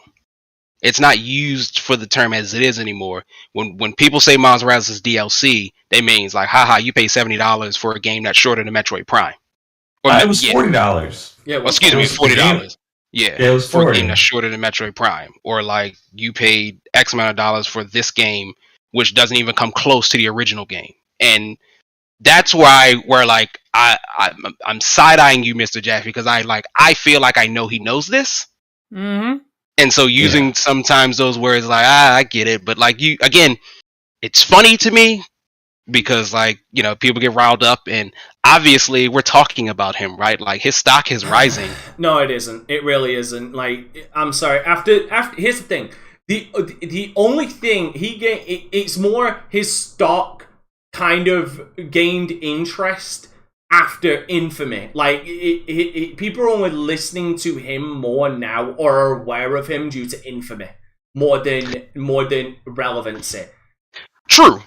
But sometimes infamy can take you a long way. No, and I don't know what he's not going in to this do. case. Okay, here's the thing. Sometimes I'd agree, but when the Wikipedia, when there's a fucking Wikipedia set up, because again, this whole thing is where it stemmed from. It wasn't the DLC thing that this stemmed from. It just happens to be his ties, but it all started with Metroid Dread. In one of the areas now unofficially called the Jaffe Room. It's in Arteria. And here's the description in popular culture. The room's community dub name, the Jaffe Room, refers to David Jaffe, a game designer who became stuck in the room while live streaming his playthrough of Dread. He was unaware that he needed to destroy blocks in the ceiling to continue, despite an earlier tutorial about such blocks, until a viewer told him in the stream chat, the live stream timestamp the room is viewed here, I could literally bring that up, he sharply criticized the overall game design as a result, leading to ridicule from the Metroid fans. Subsequently, Jaffe explained to a reporter that he felt modern Metroidvania games are better at explaining game mechanics to players compared to Dread, but also said that he was willing to go back and try playing the rest of the game. The room was also dubbed the Noob Ceiling as reference to the noob bridge from the room in Super Metroid, that its similarity confused players.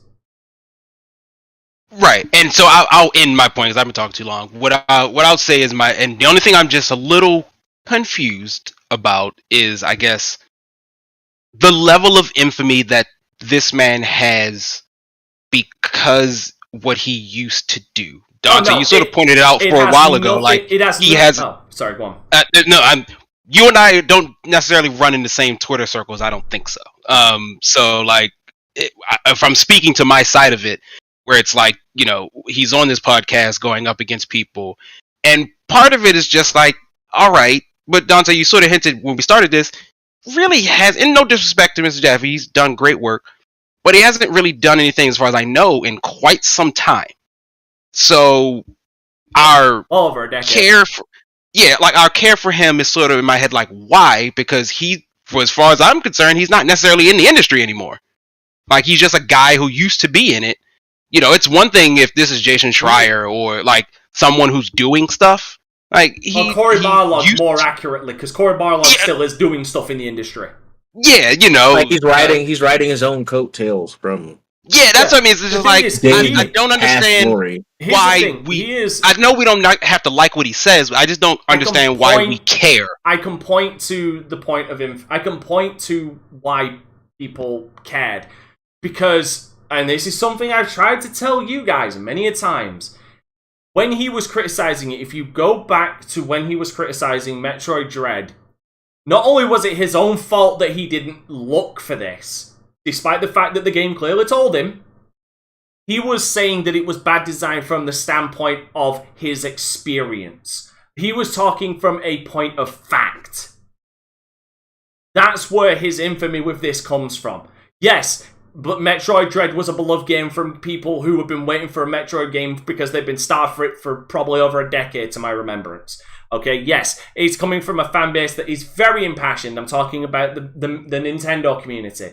Yes, it's coming from that kind of place. But the problem is he instigated this by talking from a position of power, being a former game developer, and stating what he was saying as fact by saying that the design of the game was bad. That's where the infamy comes from. Let me ask this last thing, and really to everyone or whoever speaks up next.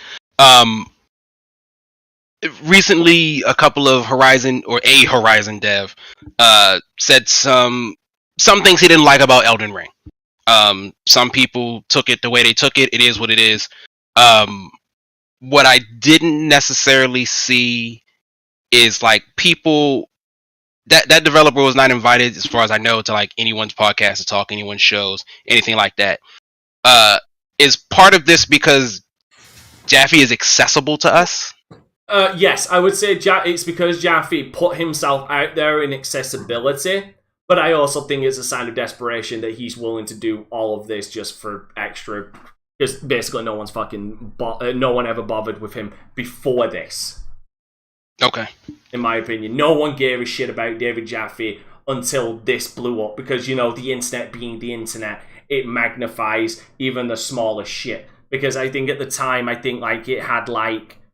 He had like over 1,000, or like below 10,000 views on that video, but then it blew up.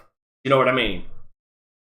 Yeah, I got you. And that's why I was just curious. Again, I was always aware of his name. I've just started seeing him more and more. And you're right, the Metroid thing was one of the things that popped up. I was like, oh, that's the guy who made Twisted Metal. That's kind of cool that he's like in spaces of people who I've spoken with. Like, that's neat. Now, the thing is, as well, is it also comes down to the fans.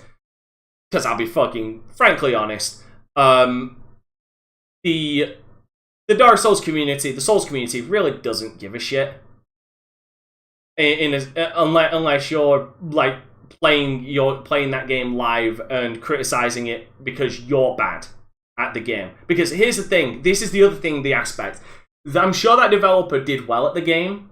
That Horizon Zero Dawn player did alright at the game. There was just some things he didn't like. Like me in Elden Ring. I'm doing alright at the game, but I have some criticisms of it.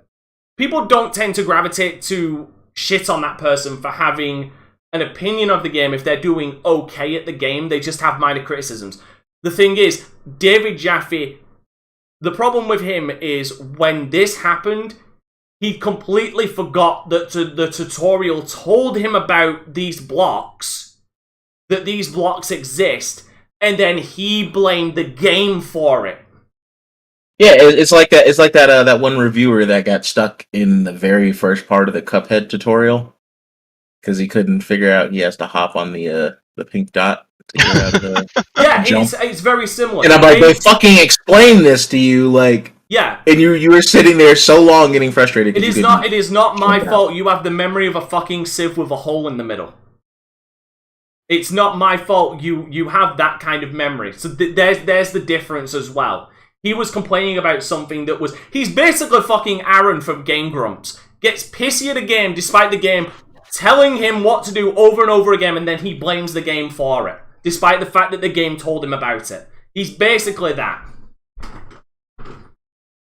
That's what he is. Right, Pharaoh, what are your thoughts on Ragnarok? Because here's the thing, I'd also like to bring this up. Omar's the one who fucking bought up David Jaffe. I want nothing to do with this fucking hack. I find it funny because you're very targeted in your comments, which is not at all what Omar's talking about. Well, yeah, no, Omar wanted to talk. Well, here's the thing. Omar's using him as an example, as an authority point on where we're going to base this around on is Ragnarok DLC. So, unfortunately, you can't help but bring this motherfucker up. Because Omar brought him forward as the example of people calling Ragnarok DLC. I think a lot of this reaction, because I'm like in the circles that I am in, people a couple years ago would use things that Jaffe said in support of their arguments. So I think now that kind of he's saying things that are contrary to what that community really wants to hear. I think that's why he's getting the backlash that he's getting. I don't think anything he said was necessarily. I don't think anything he said was particularly a big deal. He's not getting backlash for this, though. That's the thing. No, but he did. What the fuck do you mean? He was just on a show and he got backlash. On that show, that's why we're talking about it. On that show, yeah, he did. But like the overall, like in comparison, like the explosion of this was way smaller than the other than the Metroid Dread thing. Like this one didn't even blip on my radar, and I'm usually on the pulse about this kind of shit. So I mean, like to me, it's just a matter of like him, like him upsetting his community basically, because which community? The PlayStation community. I don't see any people from any other. I don't see PC gamers or Xbox gamers saying anything about Jaffe. It's mainly a PlayStation community thing. So I think he just kind of went against, how they want him to speak, and that's why it kind of. But I don't think anything he said is necessarily a big deal. I listened to his DLC comment in full context.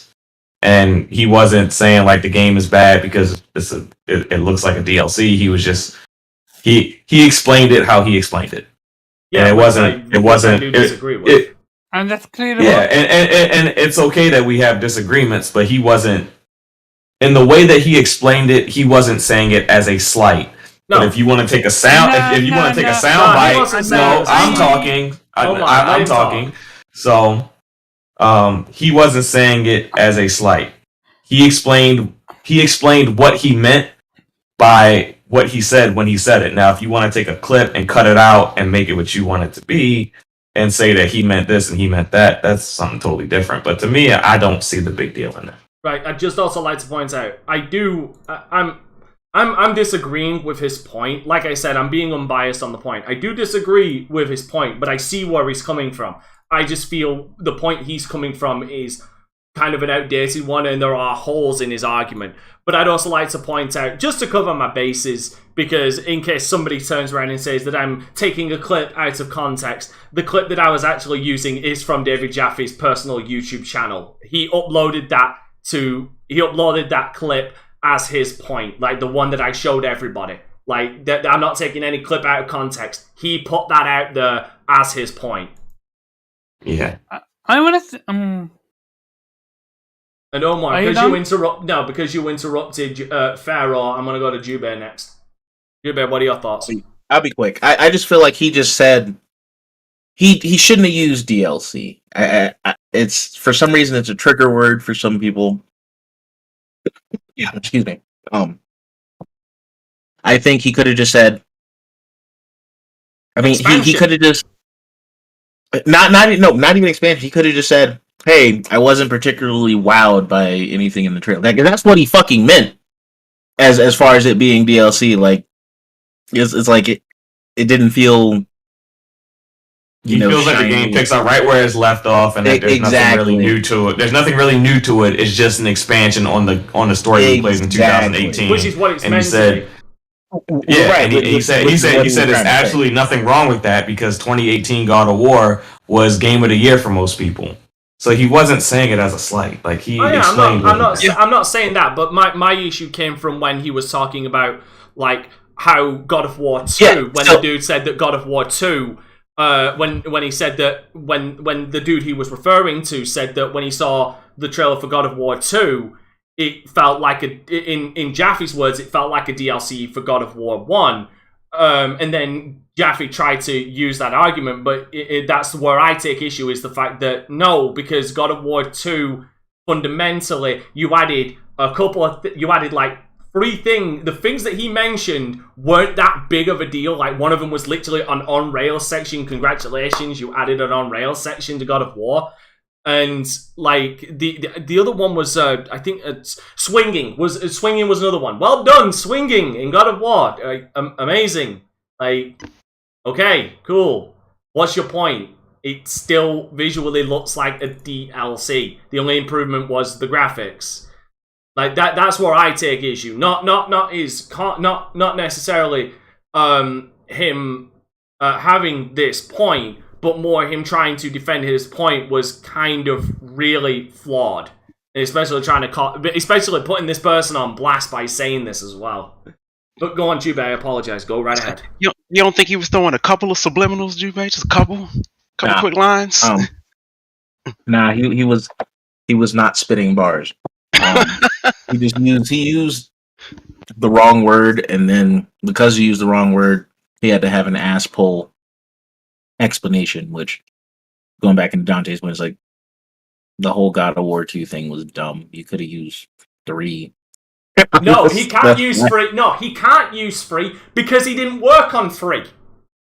Yeah. He had to make it about himself. He did. But he either way, like I said, I just don't think DLC should have been the right word. He could have just been real with it, been like, I just wasn't wowed by what I seen in the trailer, and I'll wait for the game to come out. He doesn't. Like, that's what he should have said. What he should have said, which would have been more to the point of what he was trying to make, because I know what point he was trying to make. The trailer didn't leave enough of an impression that they are expanding on what they did in God of War 2018. Yeah. That he was under the impression it was just going to be more of the same, which is not a bad thing. But not a bad thing, but also from what we saw in the trailer, not entirely true. But like that what I just said is what he was basically trying to say from my interpretation of what he's saying, calling it DLC, but would have gone over a lot better than calling it DLC. He just didn't need to use that word. The dirty word. He didn't need to use that term. The dirty word. All right. Is that your point? And then just outside of that, I think people are making a bigger deal about it than they really should. Like, who gives a fuck what he thinks? He's not fucking working on it. He's not gonna have any say or effect on what's gonna happen with that fucking game. Like, why are you crying about it? He's entitled to cry about things that he wants to cry about. I think he's just like everybody else in social media sphere. You want to know what? I think he's just salty that his 2 games have been outsold by all the other games that have come out since he left.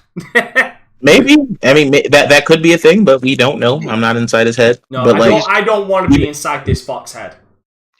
He's an angry old man face. His old man yells at Cloud, is what this is. Alright, go on. Him being on, that show, whatever happened. Like, I'm just like, oh, look real dumb. Just trying to put this man in the spotlight to try to get some clout. Like, it's stupid. All right. Like, let him, be mad at the clouds at this point. Let him live off. Let him live off of past glories and eat his medication. He's only relevant because people make him relevant. He doesn't need to be. I know. The only reason I have severe hostility towards him is mainly for that fucking comment about the creator of the NES and SNES. That's the only reason. Because I don't think there's anybody here who will defend that comment. Like that was a piece of shit comment. Sympathy vote. What? Wow. Yeah, sympathy vote. I can bring the fucking tweet up to show everybody what he said. Nah. I'll do it while Omar's talking because I'm sure it'll be more We're interesting. making the old man relevant. Yes. Still. All right, Omar, go on. What are your thoughts on it being called DLC? Is it justified? So here's the thing. When he made that comment, he said that it's only because of the upgrade. He didn't see any substantial upgrade to it. Yet, when he went on King Thrash show, he got challenged on a few things and he had to backpedal. One of them was as follow. He said, I didn't mean DLC in a bad light. I just meant it in a good light. He said that on this clip. He said that also. Yeah, he said it. He said it on his original. He said the same thing on his original clip. Yeah, Persona told him, do then as follow. Go ahead and tag the person that's working on God of War right now, PlayStation, and say that the trailer was a DLC. And let's see if they would agree with him or not. And he refused to do that. And then Persona pulled out the definition of what DLC actually means, instead of what David Jaffe thinks is a DLC. And another thing, when David Jaffe said that a DLC, he also talked about God of War 1 and 2. You said about how in 2 they introduced flying and they introduced also... Yeah? Excuse me, but did he say that God of War Ragnarok is a DLC, or did it say that it looks like a DLC? I know, I'm about to say... that's two different things. Because you're saying you're pulling up the definition of something. Like, he didn't call it a DLC. He said it looks like something. It looked like a DLC. Sorry, I misspoke. Yeah, but he didn't say it was a DLC. Yeah, Persona brought up the fucking definition of a fucking DLC to try and corner it. I'm sorry, Persona's showing his ass there. Like, what? Yeah, he didn't call it a DLC. That's exactly what I said. I'm like, bruh. Like, he didn't say God of War Ragnarok is a DLC. He said it looks like a DLC. I'm sorry. Saying that Jaffe should tweet at a person who is currently developing the goddamn fucking... I can't believe you've got me defending fucking David Jaffe now. But David Jaffe did it to himself. He literally said... I'm muting this motherfucker. Hold on, I'm muting you. I'm muting you. Right, he's muted. No, that entire show was bullshit. No, it was bullshit. I'm sorry. He's muted. So everybody, you guys be quiet. I don't care if Omar's talking. He's muted now, so I can pull this, so I can say this. I'm sorry. Like, what the fuck? Why? How does making Jaffe tweet at somebody saying that the trailer looks like a DLC support your fucking point? How does that support your point in any way when you're just putting the man on blast? Like, you are publicly asking for this man to hang himself for his opinion. Like, I disagree with his opinion, but I am going to tell him, hey, go and at one of the developers of God of War Ragnarok and say that it looks like a DLC. You're asking this man to publicly assassinate himself. Like, what move is that? How does that help your point? Like, how does that help and harass a developer? Like, you're literally harassing them by being like, your game looks like a DLC. Like, what's the point of you? Like, what's the value in you saying that to them? Here's the thing. Here's the thing. And what's the end result? What if the developer tweets back at David Jaffe and say, "Oh, I'm sorry you feel that way, but man, you're entitled to your opinion. We'll probably do better with the trailer to show the next trailer to show improvements." Then where are you left? Like, you've just basically proven Jaffe's point that the trailer, even in the eyes of possibly the developer, didn't show enough to differentiate itself from God of War 2018. So basically, again, you're showing your own ass, because that could have backfired in their face very fucking spectacularly if that developer had gotten back to David Jaffe and said something along those lines. Because I guarantee you, the developer of that game wasn't going to put David Jaffe on blast for having a fucking opinion like these guys did. Again, I'll disagree with his opinion, but I ain't going to fucking blast him like that. Now I'm going to unmute Omar so we can actually fucking talk more bullshit. Because damn, that got me hot. And Dante, everything you just said is such bullshit. Oh, eat a dick, Omar. Fuck off. No. Why?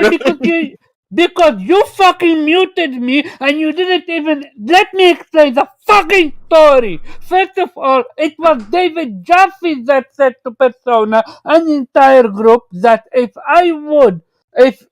everything that I just said about the game being quote unquote like a DLC, they would have agreed with me. And that's when Persona said, then tweeted out. David Jaffe is the one that said, is the creator of God of the one who's now You said they told David Jaffe to tweet at this guy and he refused. To the fucking story, and you got muted me. Okay. The fuck. Okay, so Omar, the implications of him sending that to a developer on Twitter, and that picks up steam, is that developer getting harassed all day about a game that he's working on. Like it doesn't end with David Jaffe sending out a public tweet. It doesn't end at David Jaffe's tweets. There's comments, there's retweets, there's replies, there's likes. And that developer has to deal with that nonsense for a day, a week, a month. Like you really want to like put that type of like unnecessary attention on a developer who is currently working on a game that you're looking forward to playing? And here's the thing, Pharaoh. If the developer doesn't fucking comment back saying no, it's not a DLC, then it's just reinforcing this fucking point that the people have put in their heads that, oh my god, is it a DLC? Is it not? You need to defend your game. Yeah. That's where Pharaoh was going with the harassment piece. I mean, my other thing is they started talking about his other takes with other shit, saying he was bad mouthing like Ratchet and shit. And I was like, no, he didn't do that. Like it became a whole smear thing against him just to get clout. Like, why are y'all doing this? Like, the whole situation was stupid. David Jaffe has some retarded takes. Why would you even want to do that to a developer though? That's my thing. Like why do you want to like bring that unwarranted attention on a specific developer? Like I don't understand that. Omar, can I ask a question? Yeah, right. What's your, let's say before this, what is your opinion on him to the point where like I understand it can be kind of illuminating to speak on someone who's developed video games before and like has at least an understanding of the industry. Admittedly, a lot of times when I see him pop up in people's shows, it's never really to talk about that. Sometimes it's not even attacking. It's just sort of like, he's just around in the similar way I see a lot of folks around. They're just sort of talking, doing whatever, which I guess maybe that's it. But like, what? Let's say before this, like, what is? I'm asking just because, like, you know these people better. Why is he so? Why does he seem to be so popular? Or at least, what is your opinion of him before this? Okay, so I never knew who he was beforehand. I never knew who David Jaffe was until I found out that... We not know, because you've referenced Jaffe before. You knew who he was before this day. No, I'm literally explaining the story. I never knew who he was until I found out that he was the creator, one of the creator of God of War, and also one of the creator of Twisted Metal and that other online game. So I've seen him on YouTube a few times. I've watched some of his takes. Some I agree with, some I disagree with. And lately, I've seen some of his tweets is so fucking incredibly toxic to the point where I'm like, yeah, no, I would genuinely just block that person and move on. Welcome to video game take. Because of who he is, that it speaks volume to what's being said. If this was being said by some random person on Twitter, no one is going to care about that. Like, that's some random monk.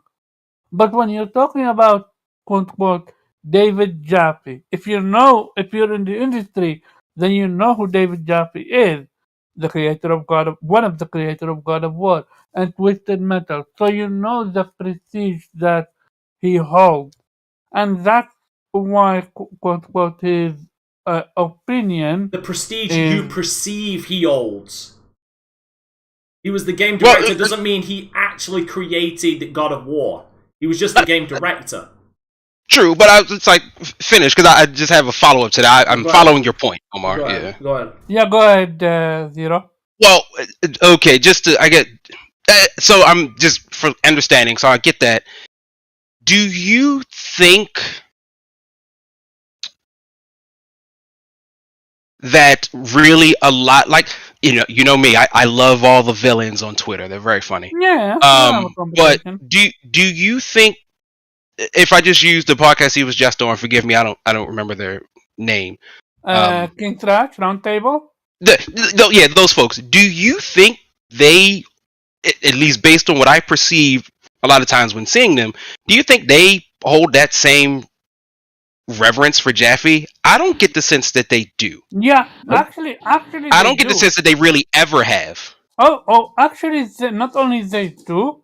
Actually, I was on Persona show last a few days ago, and I called and I asked Persona, do you think David Jaffe is a has-been?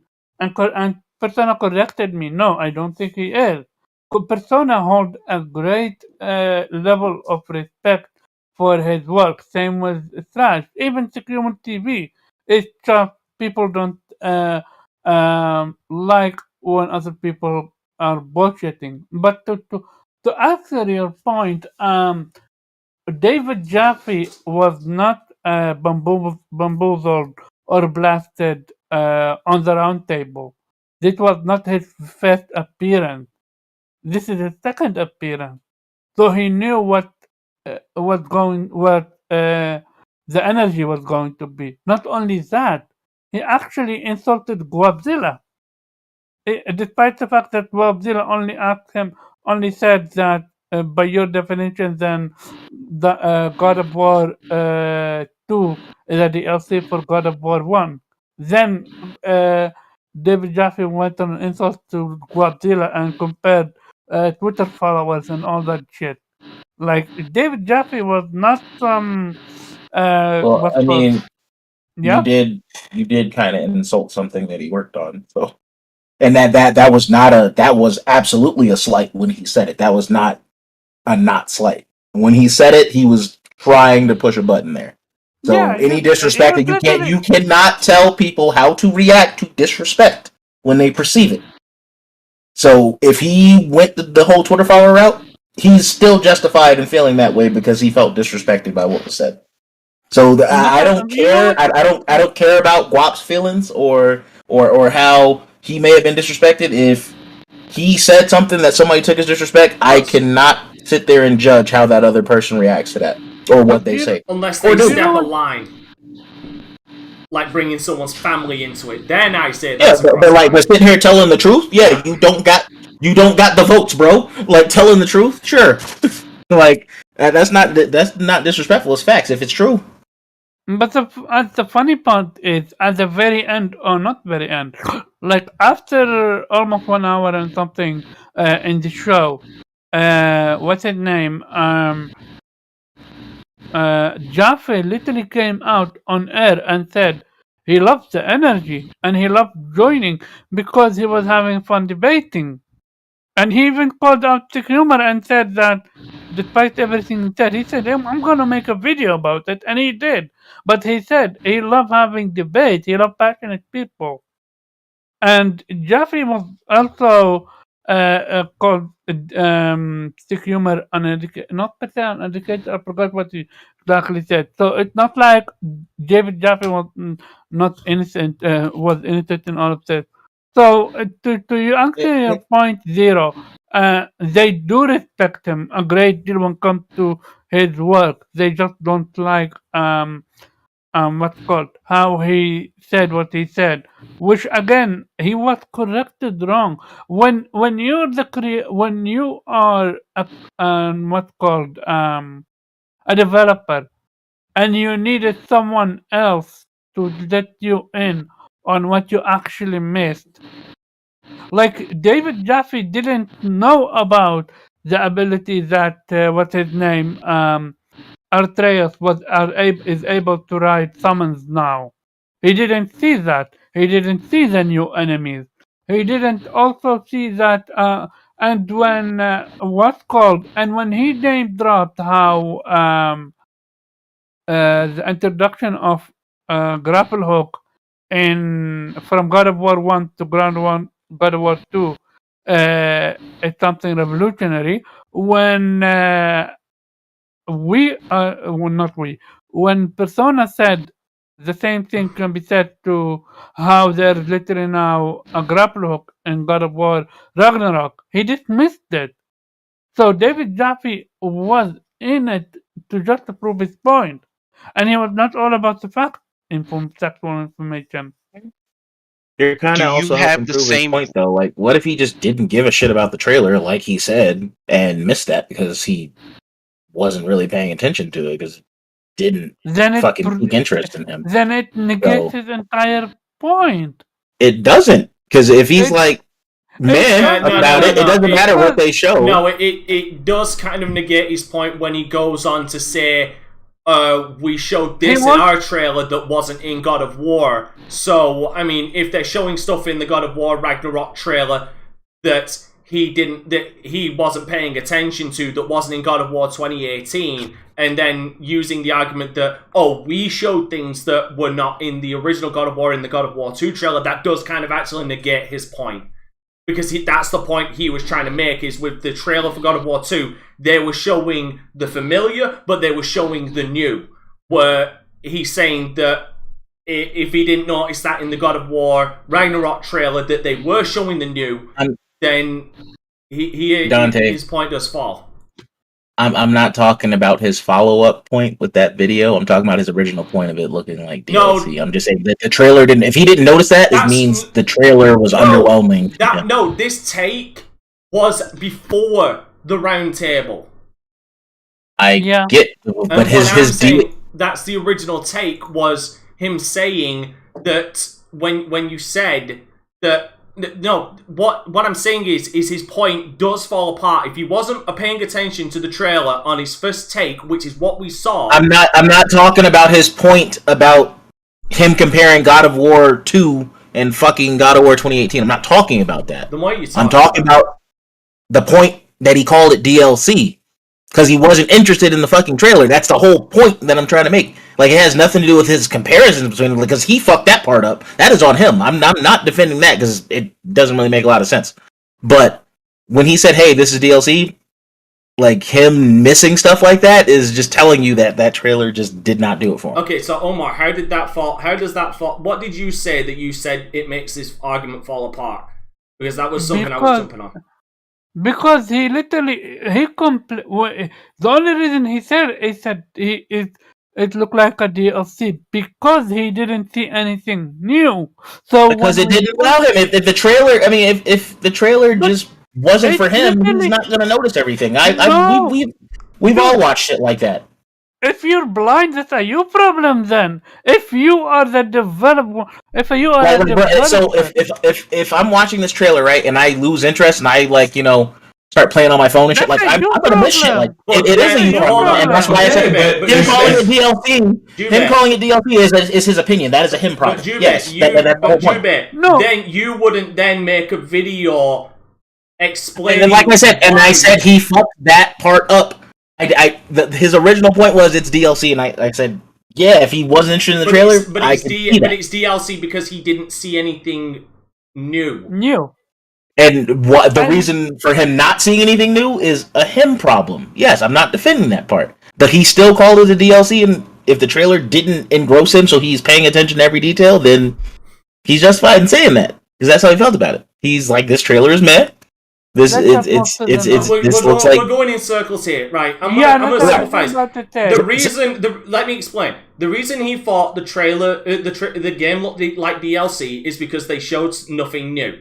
Okay, and then nothing that he felt was new, and then he went on and did something really stupid after the fact. He went then to defend his point on calling it DLC by showing the comparison when the comparison he was showing was something that was in the original trailer. So why would you he's defending a point that no longer exists then because he wasn't paying attention. Yeah. Like in the end of it, he wrote his own point at the end of it, but with with his explanation with God of War 2, he absolutely did. Yeah, so the point falls apart, and his point for calling it DLC was because he didn't see anything new. When really the only reason he didn't see anything new then, if I'm taking all this information correctly, is because he wasn't paying attention. Exactly.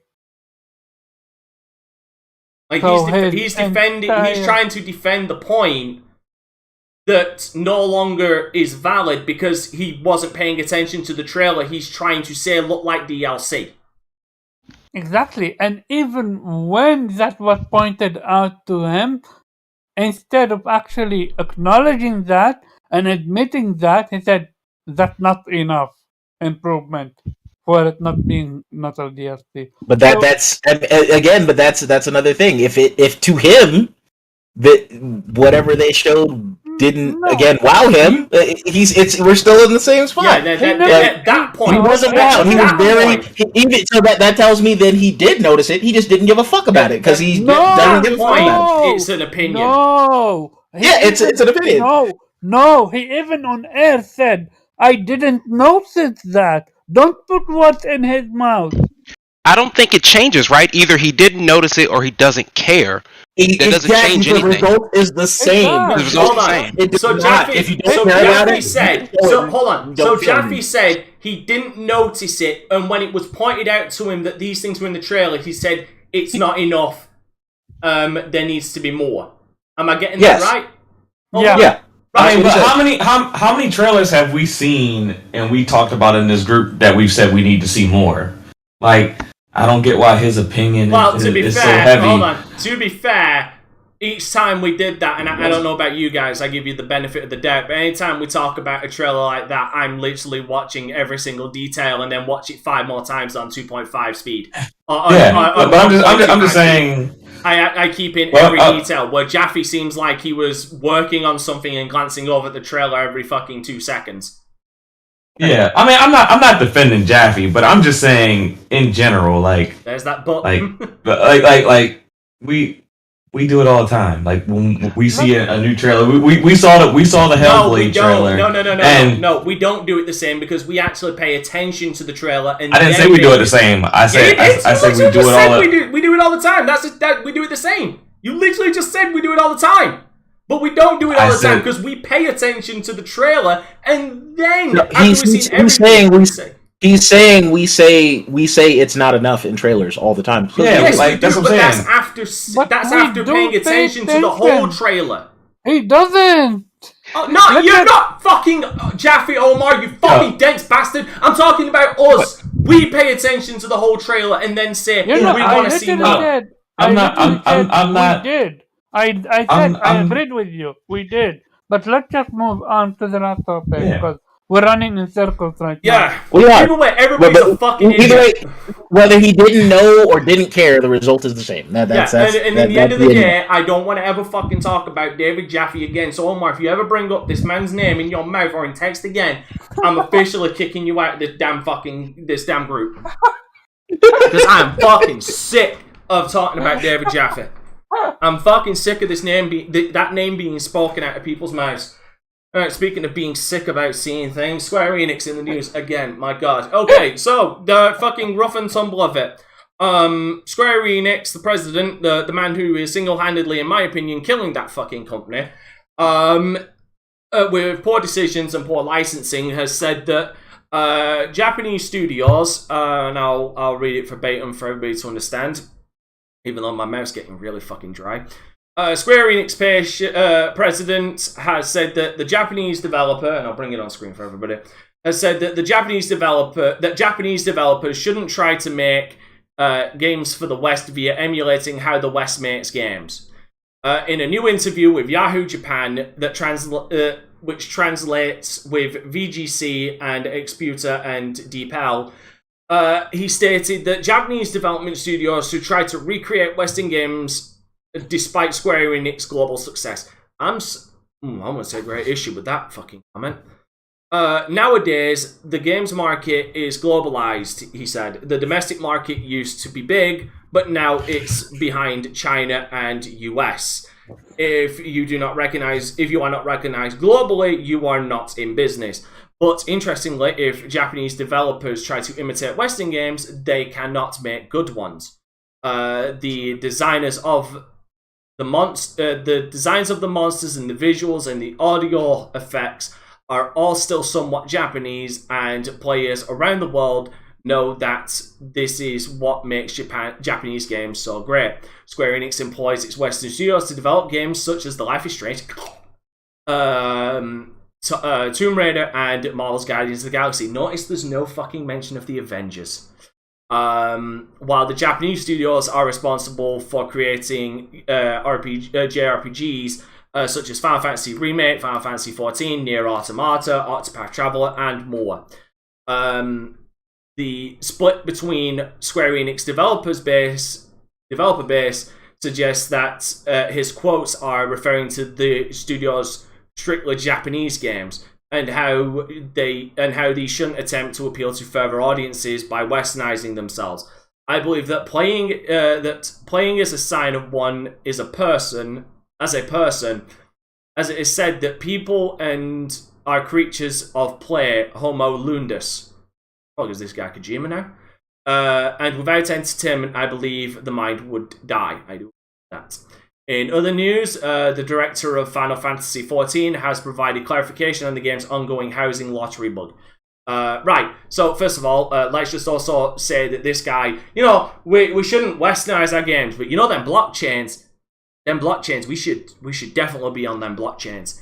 So, first of all, fuck him for doubling down on blockchains. Now, where I do agree with him is that Japanese developers shouldn't try and mimic or emulate or imitate Western games. If they want to try Western games, they should have a Japanese flair to them. Because here's the thing. Japanese games are selling. Like, despite what Pharaoh thinks, Japanese games are selling. JRPGs are selling. I'm big on JRPGs. Like, whoa. They're selling. Like, Japanese games are selling now. Like, did you not hear this man like singing the praises of Scarlet Nexus? I'm busting his balls because he said once before that JRPGs don't sell that well in the West. I'm busting. No, I'm saying they don't sell enough to demand AAA budgets because they're so big. Which I think is absolutely wrong now. It's hard to make a 100-hour AAA game. How many of those are out there? Like, every year coming out. Final Fantasy VII Remake kind of blew that out of the water when it sold so well. And that's a 45-hour game max. But it still sold well. Anyway, my point is, I do agree that they shouldn't do it. But the thing is he's talking about a solution that's already been solved. If we're talking about Western games, like Western ideas made into JRPGs, the fucking Yakuza series is a good fucking example of that. Like, as far as like a westernized kind of Japanese game. Like, yes, it's very Japanese. It's using Japanese culture, Japanese characters, stuff like that. But a lot of beats to it are very Western. Do you know what I mean? I'm not saying that it's a fully Western game, but it's clearly taken influence, possibly from many Western elements. Not saying that it's because it's an open world or semi-open world game that it's a Western game, but there's clearly Western elements in it that work. Biggest example of, and this is kind of what works against his point about a Japanese developer creating a Western game. Dark Souls exists. And Dark Souls is very Western. It's using Western lore. Hell, I think Elden Ring uses a lot of Irish lore. It's like, that's doing really fucking well. So I think it's just the talent you've got behind it. But I do agree that they shouldn't try and emulate Western markets. You've got studios for that. Let them do what they do best. Let them be Japanese, basically. But it's just strange hearing this from him when he's defending blockchain. Like, you're westernizing your goddamn fucking company because of that shit. Like, you want microtransactions and shit. It's like, you can't have your pie and eat it fucking too. You really can't. Alright, Feral, what are your thoughts on this, on his comments? I mean, I agree. Like, I agree with you. I don't want JRPGs to become Western RPGs. Like, I still want them to maintain their JRPG elements. Because it's a different feel. Like me, I generally don't play a lot of Western RPGs because that's not typically my style of storytelling. I like the linear storytelling that you typically get in a JRPG. So, I mean, that said, I feel like while JRPGs still are unique, I do think they more and more cater to Western audiences and are getting away from things that actually cater to the Japanese audience. Yep. And I would like it. I would like to see it kind of get back to having more of their cultural elements, because it's something different. It takes me away from the stuff I see when I turn on my TV every day, and the American TV shows or European TV shows, stuff that we watch in the West. Yeah. Western. I like being taken away from that and seeing, new things that we typically don't see. Yeah. So I agree. The thing is, as well, is like, it brings up Final Fantasy VII Remake, which I feel gets levied with being called westernized a bit too much, and unjustifiably so, because people, when it comes to JRPGs, people look at the gameplay way too much in how they determine what a Japanese role-playing game is, when they're not looking at the whole package. Like, a JRPG not only encompasses the gameplay, it encompasses the atmosphere, the music, the characters, the story. And how you're playing a JRPG is, usually women have abnormally large breasts, the characters are overpowered as a motherfucker, and the story is absolutely ludicrous.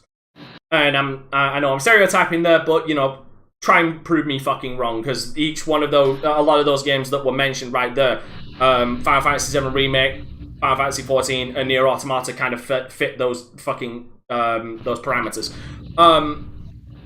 But yeah, like, I think we need to distinguish that JRPGs are not just locked to their gameplay; they're locked to the story, the characters, the music, and everything else that goes into making a JRPG. Zero, what do you think? Yeah, I think it's I don't mind this point. I think it's cool that, well, actually, no. I think that not every Japanese game should try to imitate the West, but, like, if you think you can do it, then at least try it. Yeah, I mean, I said From Software did it. To massive success, right? Like, there are games that feel a bit more Western, and you're right, like, I think sometimes it's hard to, like, put your finger on it, but, like, you can just sort of know a Japanese RPG. You just sort of know it. Largely, there's some very familiar tropes, like how women are portrayed, or like that your main protagonist probably isn't old enough to drink. And, like, that's just a pretty usual thing that happens. And then there will always be just some massive amounts of nonsense revolving around crystals or spirit. Or your protagonist can throw a fucking meteor down from the sky onto a motherfucker. Yeah, or dreams, or any of this other weird stuff that, like, yeah, I get it. This sort of always fits. But I'm okay with sort of, to use Kofi's analogy, I sort of want the whole meal of it all, because what I miss, and I don't know if I miss, there's still some out there, but, like, I like weird games. I like different sort of off-putting games, like Doki Doki Literature Club, or Hatoful Boyfriend, or Lollipop Chainsaw, Onichan Bara, God Hand. Funny enough, you want to talk about okay, so if we talk about Lollipop Chainsaw and God Hand, like, there's some westernized games made by a Japanese studio, Japanese director. Suda 51. Yeah, heck, I actually think Binding of Isaac is a bit of an odd game considering the subject matter and everything that's evolved around it. Bullshit. Yeah, so it's like, oh, okay, like, you know, it's always nice to have your Witchers and you're always gonna have your Final Fantasies and things that go along like that. But like, if experimenting or staying in that lane, like, I don't know which one gets you to that point, but I would like sort of all of them if possible, where, you know, there's no new Buster Groove. And granted, probably because it didn't sell well, but like, it was a rhythm dancing game that seemed to be one of the few of its kind ever. Like, I can't think of another game that's like that game that comes from the same sort of energy as Parappa the Rapper and Jotaro Man and Unjammer Lammy. All other games that don't seem to exist anymore. And so, like, however we can get them, be it Japanese developers trying to emulate Western ideas or vice versa, because we all have a like interesting perspective on the other. Time.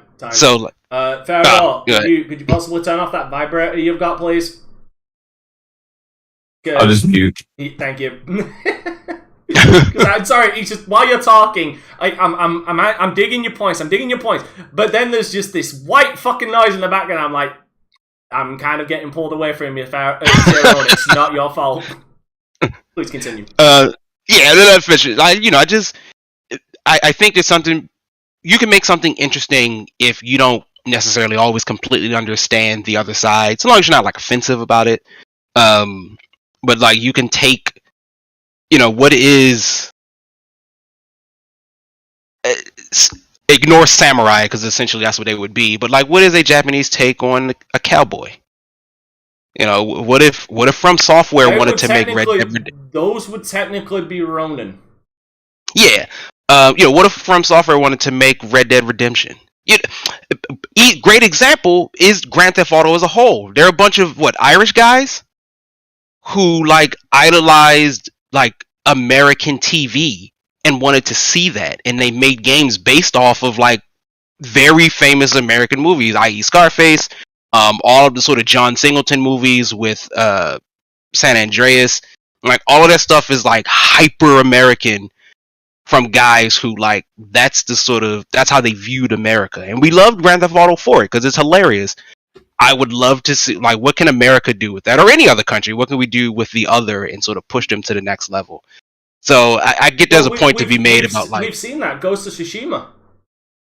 Yeah, Ghost of Tsushima is another one, right? And you can have fun with it. You can be respectful, and still make something uniquely from your perspective on something else. Of another culture, yeah, absolutely. Yeah, of another culture, yeah. To be respectful. Yeah, no, I totally get that. And I think there are definitely Japanese developers that can do that. It's just the problem is a lot of the time they seem to be handed a checklist of what some bigwig perceives that Western audiences want. You know what I mean? And that's how we end up with Final Fantasy 15. Yeah, I agree with that. Like, Final Fantasy 15's problem isn't the fact that it's a real-time RPG, because, I mean, Final Fantasy 7 Remake did that. It's the fact that, it had a litany of other problems, but it's the fact that it didn't feel like a Final Fantasy game, because it was very Western in the sense of a lot of the other games. Yeah, they might have had some Western architecture, but it was very much a out of our reality kind of architecture with like tall buildings and like palaces and shit like that, glass palaces, shit like that. Fucking clowns that become literal fucking gods. Like, Final Fantasy 15 didn't seem to have that, which is what people had problems with. So it kind of lost the identity of what people perceive it as a JRPG for. But a lot of people got hung up on the real-time stuff. But again, Final Fantasy 7 Remake did that, and no one really gave a shit. The thing is like, the Japanese are just really good at giving us games from their perspective, which is what people want. People want games done by the culture that lives that game. like Exactly. like Yakuza. Nobody can make a Japanese game better than the Japanese studio. That's just what it is. Man, And Rockstar can pull it off. Like, and a lot of here's the thing, a lot of games, like Ghost of Tsushima, like that has a lot of tropes, but tropes go like it's a fucking revenge story, but like the revenge stories are a trope that are not just limited to the West. Like they're worldwide kind of things. So it's not like a Japanese studio couldn't do it. It's just you need to get the right people to be able to do it, and the ones that seem to have like cracked that formula as far as being able to like research and look up all of these Western monsters was again from Software. Because like you have to be weird and eccentric, like a Kojima or a Suda51 or from Software, like people that are very odd. Yeah, and I don't want to say open-minded, but you need someone who's willing to knuckle down and look at Western culture instead of Googling it.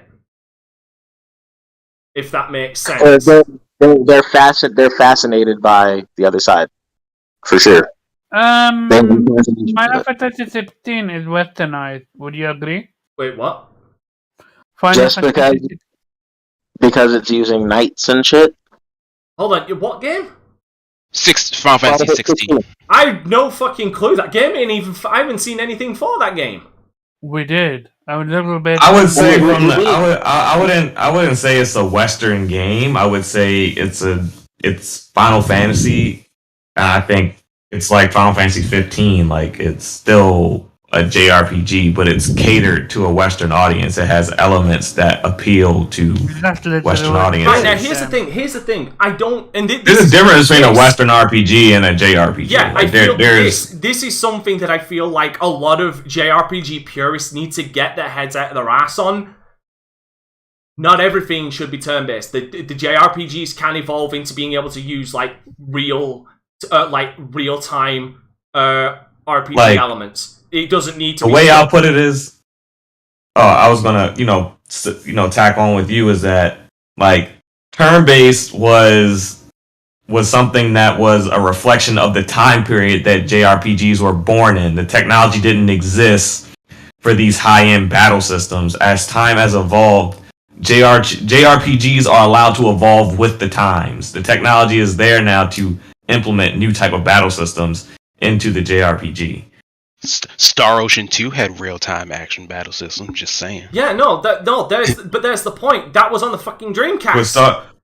But again, with Star Ocean 2, was that on Nintendo Game Boy or some shit like that? Oh, the PlayStation? No, it was on PlayStation. But my point is, you weren't doing that shit on a JRPG should be like turn-based. I'm not talking RPGs. about it. No, I'm not saying. I'm just making my point that a lot of JRPG fans seem to be stuck on the fact that it needs to be turn-based, and that's what makes it a JRPG. When JRPGs should be able to evolve. Like just because they're taking away the goddamn weight restriction doesn't mean it's been westernized. It just means that it's evolving. And I'm sure if we look down the rabbit hole enough, we'll find out that the first fucking real-time RPG was actually a fucking Japanese game. Yeah, there is no need for you to go into your environment system and look on your cap at tempo change, and you need to choose which weapon is which to use because you don't have enough space. Look, what I was talking about with 16 is mostly how it literally almost like in a medieval setting, and that's why I said it's westernized. That was not to do with the battle system. But again, okay, if we're talking about an inventory system, the problem is has done nights and shit. I could not understand. Okay, right, you're talking about an inventory system, right? Yeah. Right, the problem is, hold on, he's talking about an inventory system. The problem is, you're narrowing your perspective on what should be a JRPG so much. Because like I said earlier, a JRPG isn't just the gameplay. It's the story, it's the music, it's the atmosphere, it's the setting, it's the design. Just because the inventory system might look a little westernized doesn't mean it's westernized. It just means that they've looked at this system and said, you know what, that actually works better. I agree.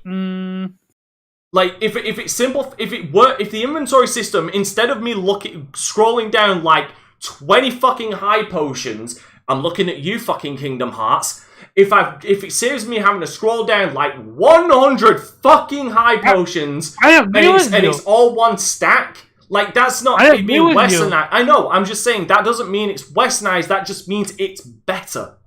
Because because I don't need to go through 100 fucking high potions. As far as Final Fantasy 16 is concerned, I wouldn't say because it takes place in a medieval setting that it's westernized. A JRPG or any RPG can take place in any location, any setting, any time period. It's how JRPGs are uniquely delivered is what separates them from a Western RPG, because Final Fantasy 15 had knights in it. I said, hold on. Final Fantasy 9 had knights in it. Which and one it was took place. the one that Final Fantasy 9 was kind of like a medieval fantasy setting. Which one was it on the PS2 that got reclaimed, the Zodiac something? Which one was that? Was that 9? 12 had similar architecture, if my remembrance is correct. 12 was also... Yeah, it's very European, but it's still a JRPG. 12 is very European and what? It's not necessarily the setting that takes place or the story. It's how they deliver it which makes it unique. So the music, the gameplay, everything. Just because one or two things may change doesn't stop it from its heart being a JRPG. Like if they want to make if they want to make a JRPG that takes place in Mexico, and covers whatever the hell, it can still be a JRPG. It can still have all the JRPG elements. It just takes place in Mexico. That's like saying a Yakuza game can't take place anywhere but inside Tokyo. But then I think in like the second game they went out of Tokyo. It's like, okay, we can go anywhere in Japan. It's like the Yakuza. You can go anywhere that Yakuza exists. Yakuza, you can only make it in Japan, right? You can't do No, because the Yakuza exists in the US. They exist in Europe. They exist all over the world. You can make a Yakuza game anyway. No joke, and I'm no joke. I would actually not mind seeing this. You could make a Yakuza game where they come over to the United States. Just put it in San Francisco. Yeah, put it in San Francisco. Population. Give it, make like a dragon in San Francisco. It would work because the Yakuza are there, and you could literally beat up every single ethnicity you want. So you're not limited to just beating the shit out of other Japanese guys. I don't want to stereotype or whatever. But you can pretty much guarantee that anywhere in the United States, at least, if there's a Chinatown, there's Yakuza, there's a Yakuza and triads in the area. No. If there's a Chinatown, it's most likely a triad. They're both in like San Francisco, DC. They're in the same. Like they frequent the same areas. Yeah. But yeah, the point. It's like Bloods and Crips. Yeah, it's like Bloods and Crips. Like they're like hepatitis. They're fucking everywhere. But yeah, like no, seriously, it's the same. It's the same principle. Like you could take the Yakuza and put them in other countries, and it would work. It just comes down to the gameplay behind it that makes it a Yakuza game. If it was a Yakuza game where they go to San Francisco. And I can't pick up a fucking bench and smack some dude over the fucking head with it and then body slam him through that same bench. That ain't a Yakuza game. But if it's a Yakuza game in San Francisco that allows me to do that and then pick up some fucking SJW that's on the street and beat somebody over the fucking head with it, that is a Yakuza game. It just happens to be in San Francisco. Where it would make sense that they would be because, crime knows no fucking place. So, yes. Yeah, I think it's just like I said, like I think sometimes it's hard to like explain, but like when you play it, you just know. Like I feel like you just know. I got one even better for you because the different game but similar idea. would you consider Fire Emblem Three Houses a Japanese game? I would. Omar? Sorry, can you repeat that? Fire Emblem Three Houses, would you consider that a Japanese game? I never played it from the setting yet. Well, it's funny you mention the setting, considering it's very much knights and armor. It's very West. As far as the setting, it's very Western. Dragon Quest is very Western. Dragon Quest, whatever the latest one was, 11. No, Dragon Quest. No, it's 11. Dragon Quest is not Japanese, though. Wait, it is Japanese. He's thinking Dragon Age. This fucking tool thinking Dragon Age. Yeah, thank you. Yeah. Yeah, Dragon Quest is medieval setting. It's not the setting isn't what makes it a JRPG. That's the whole point. Exactly. But the characters are Japanese, so you can see it. I can't see them as Japanese. I see it like there's like. They're all different types of races and stuff in Dragon Quest. The problem with saying that about Dragon Quest is because you're looking at a fucking Kira Toriyama's work. And people are still debating whether fucking Goku looks Asian. To this fucking day. So it's really hard to distinguish. Wait, Akira Toriyama he looks sane. Yes, he's the fucking artist behind all of it. He did the That's why, like, the main character looks like Gohan. Like, How is it that I know more about this shit? But no, like, again, it's all about it's more than just the setting. It's more about the gameplay. It's an encumbrance of a lot of things. Yes, it might be in a different city. Yes, the main character might look as white as me, but it's all about what they do with it. Does it have that Japanese flair to it that makes it a JRPG? Who's getting away? Pharaoh, someone's getting away. You should go and get that. Alright. Oh, man. Omar, have you got anything to say about that? Real talk? I'm not having... Really? Because with you saying that, it makes it sound like you've been bullshitting us like this entire fucking time if we're only just getting a real talk. I'm having a hard time differentiate between what Western RPG now or what more like JRPG, because the line is almost like blurred in a sense. Around the time I would say that Final Fantasy 15 came out is when it got blurred, but now we're starting to get more of a distinguishment. Like, Western RPGs are typically less linear in their storytelling. That's like one of the biggest. It's more like what you do affects what happens in the world, whereas a Japanese RPG is think Skyrim. Yeah. Think Skyrim as your goddamn. Think Skyrim as your baseline for a Western RPG. Gotcha. No, I understand. Yeah. So basically, it's just the choices that you make is it's more important. It's the delivery. It's the delivery style of the story. The story is a Western RPG. The story is delivered differently than a Japanese RPG. It's almost backseated to all the fucking side shit. Like, no matter what you do in a JRPG, you're gonna get the same story. I mean, you might be able to unlock alternate endings and things like that, but the story is a story in a JRPG. Yeah, and in a JRPG, there is more focus on the main story. Like, a side mission side story is a small deviation, but it typically doesn't detract away from the main story. Your focus is still on the main story, where in Western RPGs, like, let's be fucking fair here, the fucking main story goes on very short. It seems very fucking short, and some of the side missions go on for as long as you think you should have thought that the main story should have gone. They're that fucking long. Like some of the Fallout games, right? Some of those side missions go just as long as the actual quote unquote story. Fuck right, they do.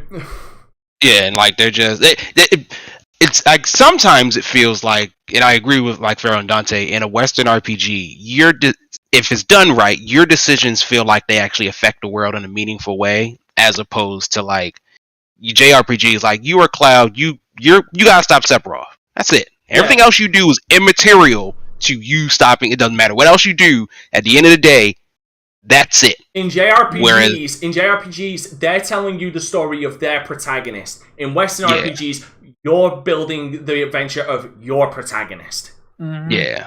Typically. Like, sometimes you'll find some crossover, but a lot of times that's how there's a differentiate between the two.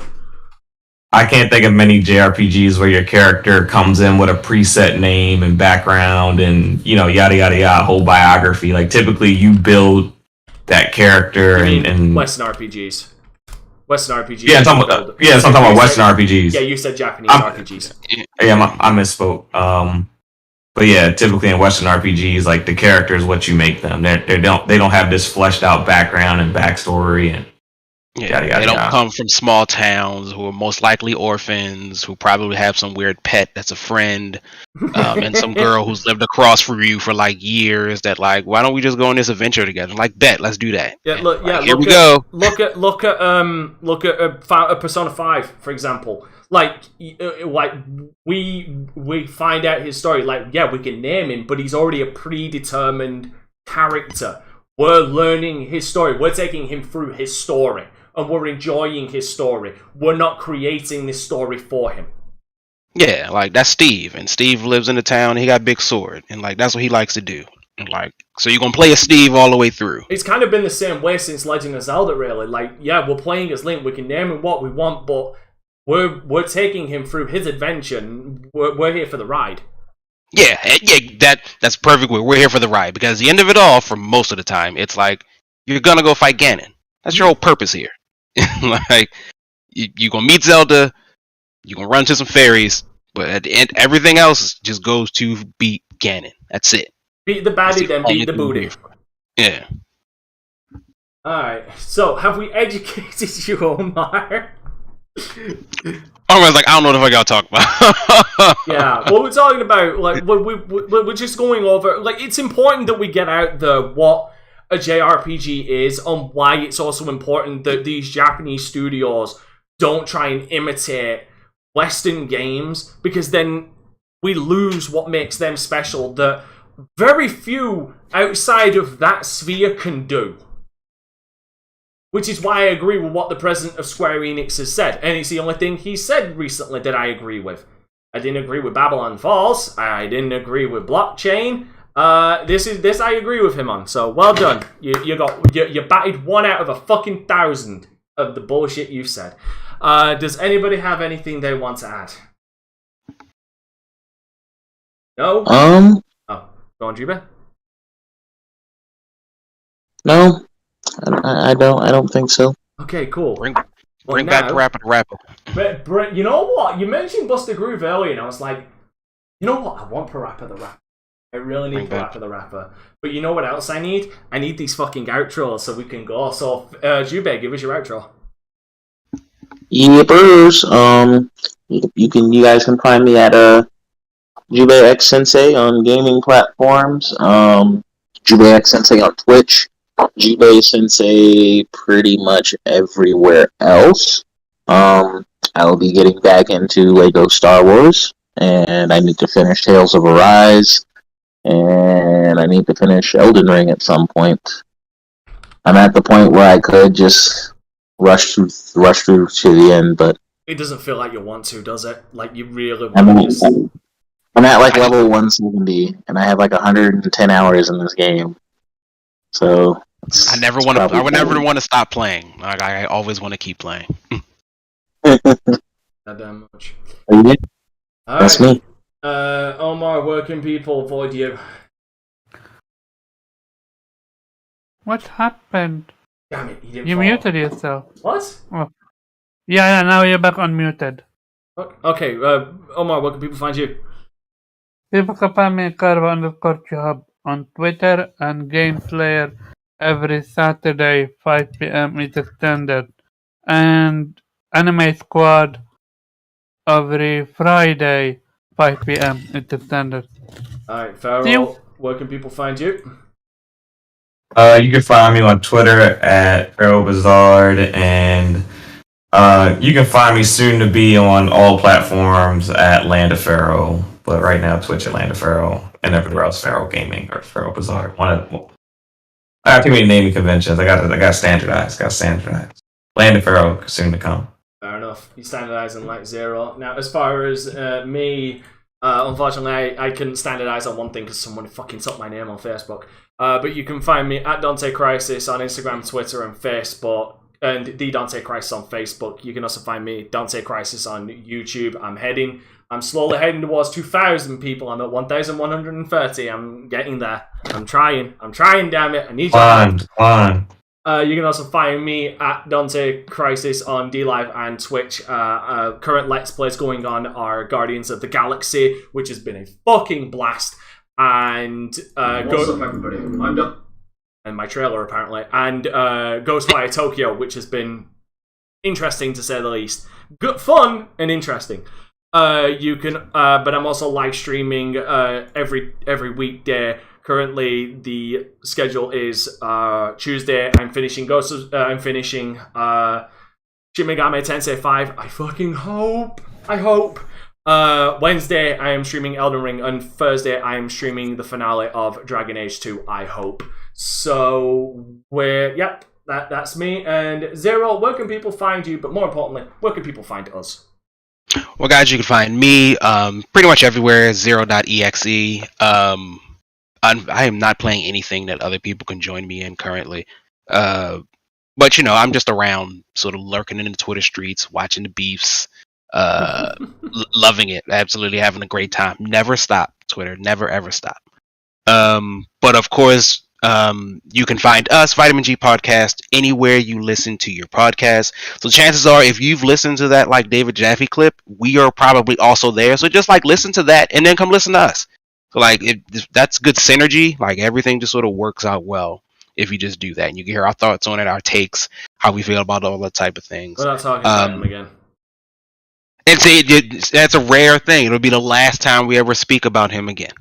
And so, that's super rare. So please come join us. But, of course, guys, even though we come together, we always do our own separate things. Special shout out to our panel member, Kofi. I know by now the giveaway is over, but support the team, support the translation, just hit him up.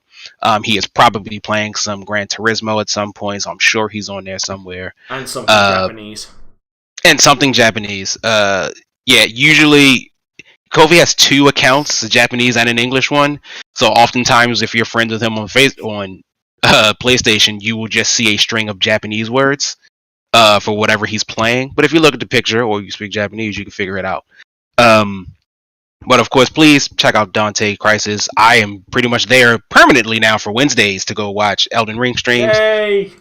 Are you enjoying it? I'm having an absolute blast. Again, what I enjoy, and I'll leave it alone because I could just keep talking about Elden Ring. It's fascinating for me to watch you do some of the same things that I've done in such a different way. It's just like watching a different version of a story that I've already done. It's more difficult because I ain't falling back on magic. Hey, I am a one-shot pony here. I only give one. I don't take multiple hits. I take one hit and die. Please check out Jubex Sensei. What was that? Everywhere. Pharaoh. He's not on Twitter. He's not on Twitter. Jube's not on Twitter. He's the persona except for Twitter. Yeah. Check out Pharaoh, who just very recently got some hate messaging from beating somebody in Madden, so that's always fun. Please check out Omar, Game Slayer, 5 p.m. Saturdays. Our Animate podcast on 5 p.m. Do we have an episode this Friday, I'm assuming? Because the new one comes out, right? Yeah, because One Piece is back. And even if it's not back, we need to talk about the Chunk trailer. Yeah, so we'll be on there. So you have absolutely various ways. I need to get on there. I need to get on there when y'all get back to My Hero. Make it happen. You know what? If you ever, I'm down. If you ever fucking talk about Welcome to Demon School, Imurukun, or Assassination Classroom, let me know because I will jump on that shit faster than a fucking fat man jumps on cake. I would love to have you for the Assassination Classroom. That's a nice anime. I'll be all over that shit. Yeah, I think as we evolve it, it's just anime discussions, whatever's hot at the time, wherever we want to talk about. It's always just a good time to just it's just like rapping about it. You know, we're not. It's not trying to make any points. It's just like, here's this thing that we enjoy. Tell me your thoughts. It's just banter. Yeah, so it's always a good time. Right now, it's just focused on One Piece, but later we're gonna branch out to other anime and just talk anime in general, favorite anime, favorite moments, and stuff like that. Yeah, when Jubei stop bluffing, me and him can do our thing as well. He knows what I'm talking about. But otherwise, as always, guys, we just appreciate you. Yeah, I ain't bluffing, dog. It's fine. The lies. But you know, we appreciate you guys always listening to us. You literally could be doing anything else, and you decided to listen to us anyway. So you know, appreciate you, love you. Be nice to each other. You know, just for a little bit. It's getting warm outside. Like, be nice to each other. All right. Yeah. And remember, ladies and gentlemen, above everything else, remember to keep it gaming. Okay, we out of here. Peace. Later. I'm on the outside looking in, and I wanna be back on the inside. I don't wanna be left on the outside, all alone.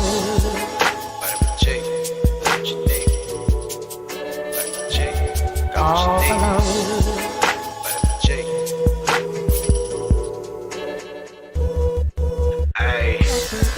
You rockin' with beasts, discussing the heat in the streets. Take over the west and the east. I got what you need, a dose of this vitamin G. You rockin' with beasts, discussing the heat in the streets. Take over the west and the east. I got what you need, a dose of this vitamin G. You rockin' with beasts, discussing the heat in the streets. Take over the west and the east. I got what you need, a dose of this vitamin G.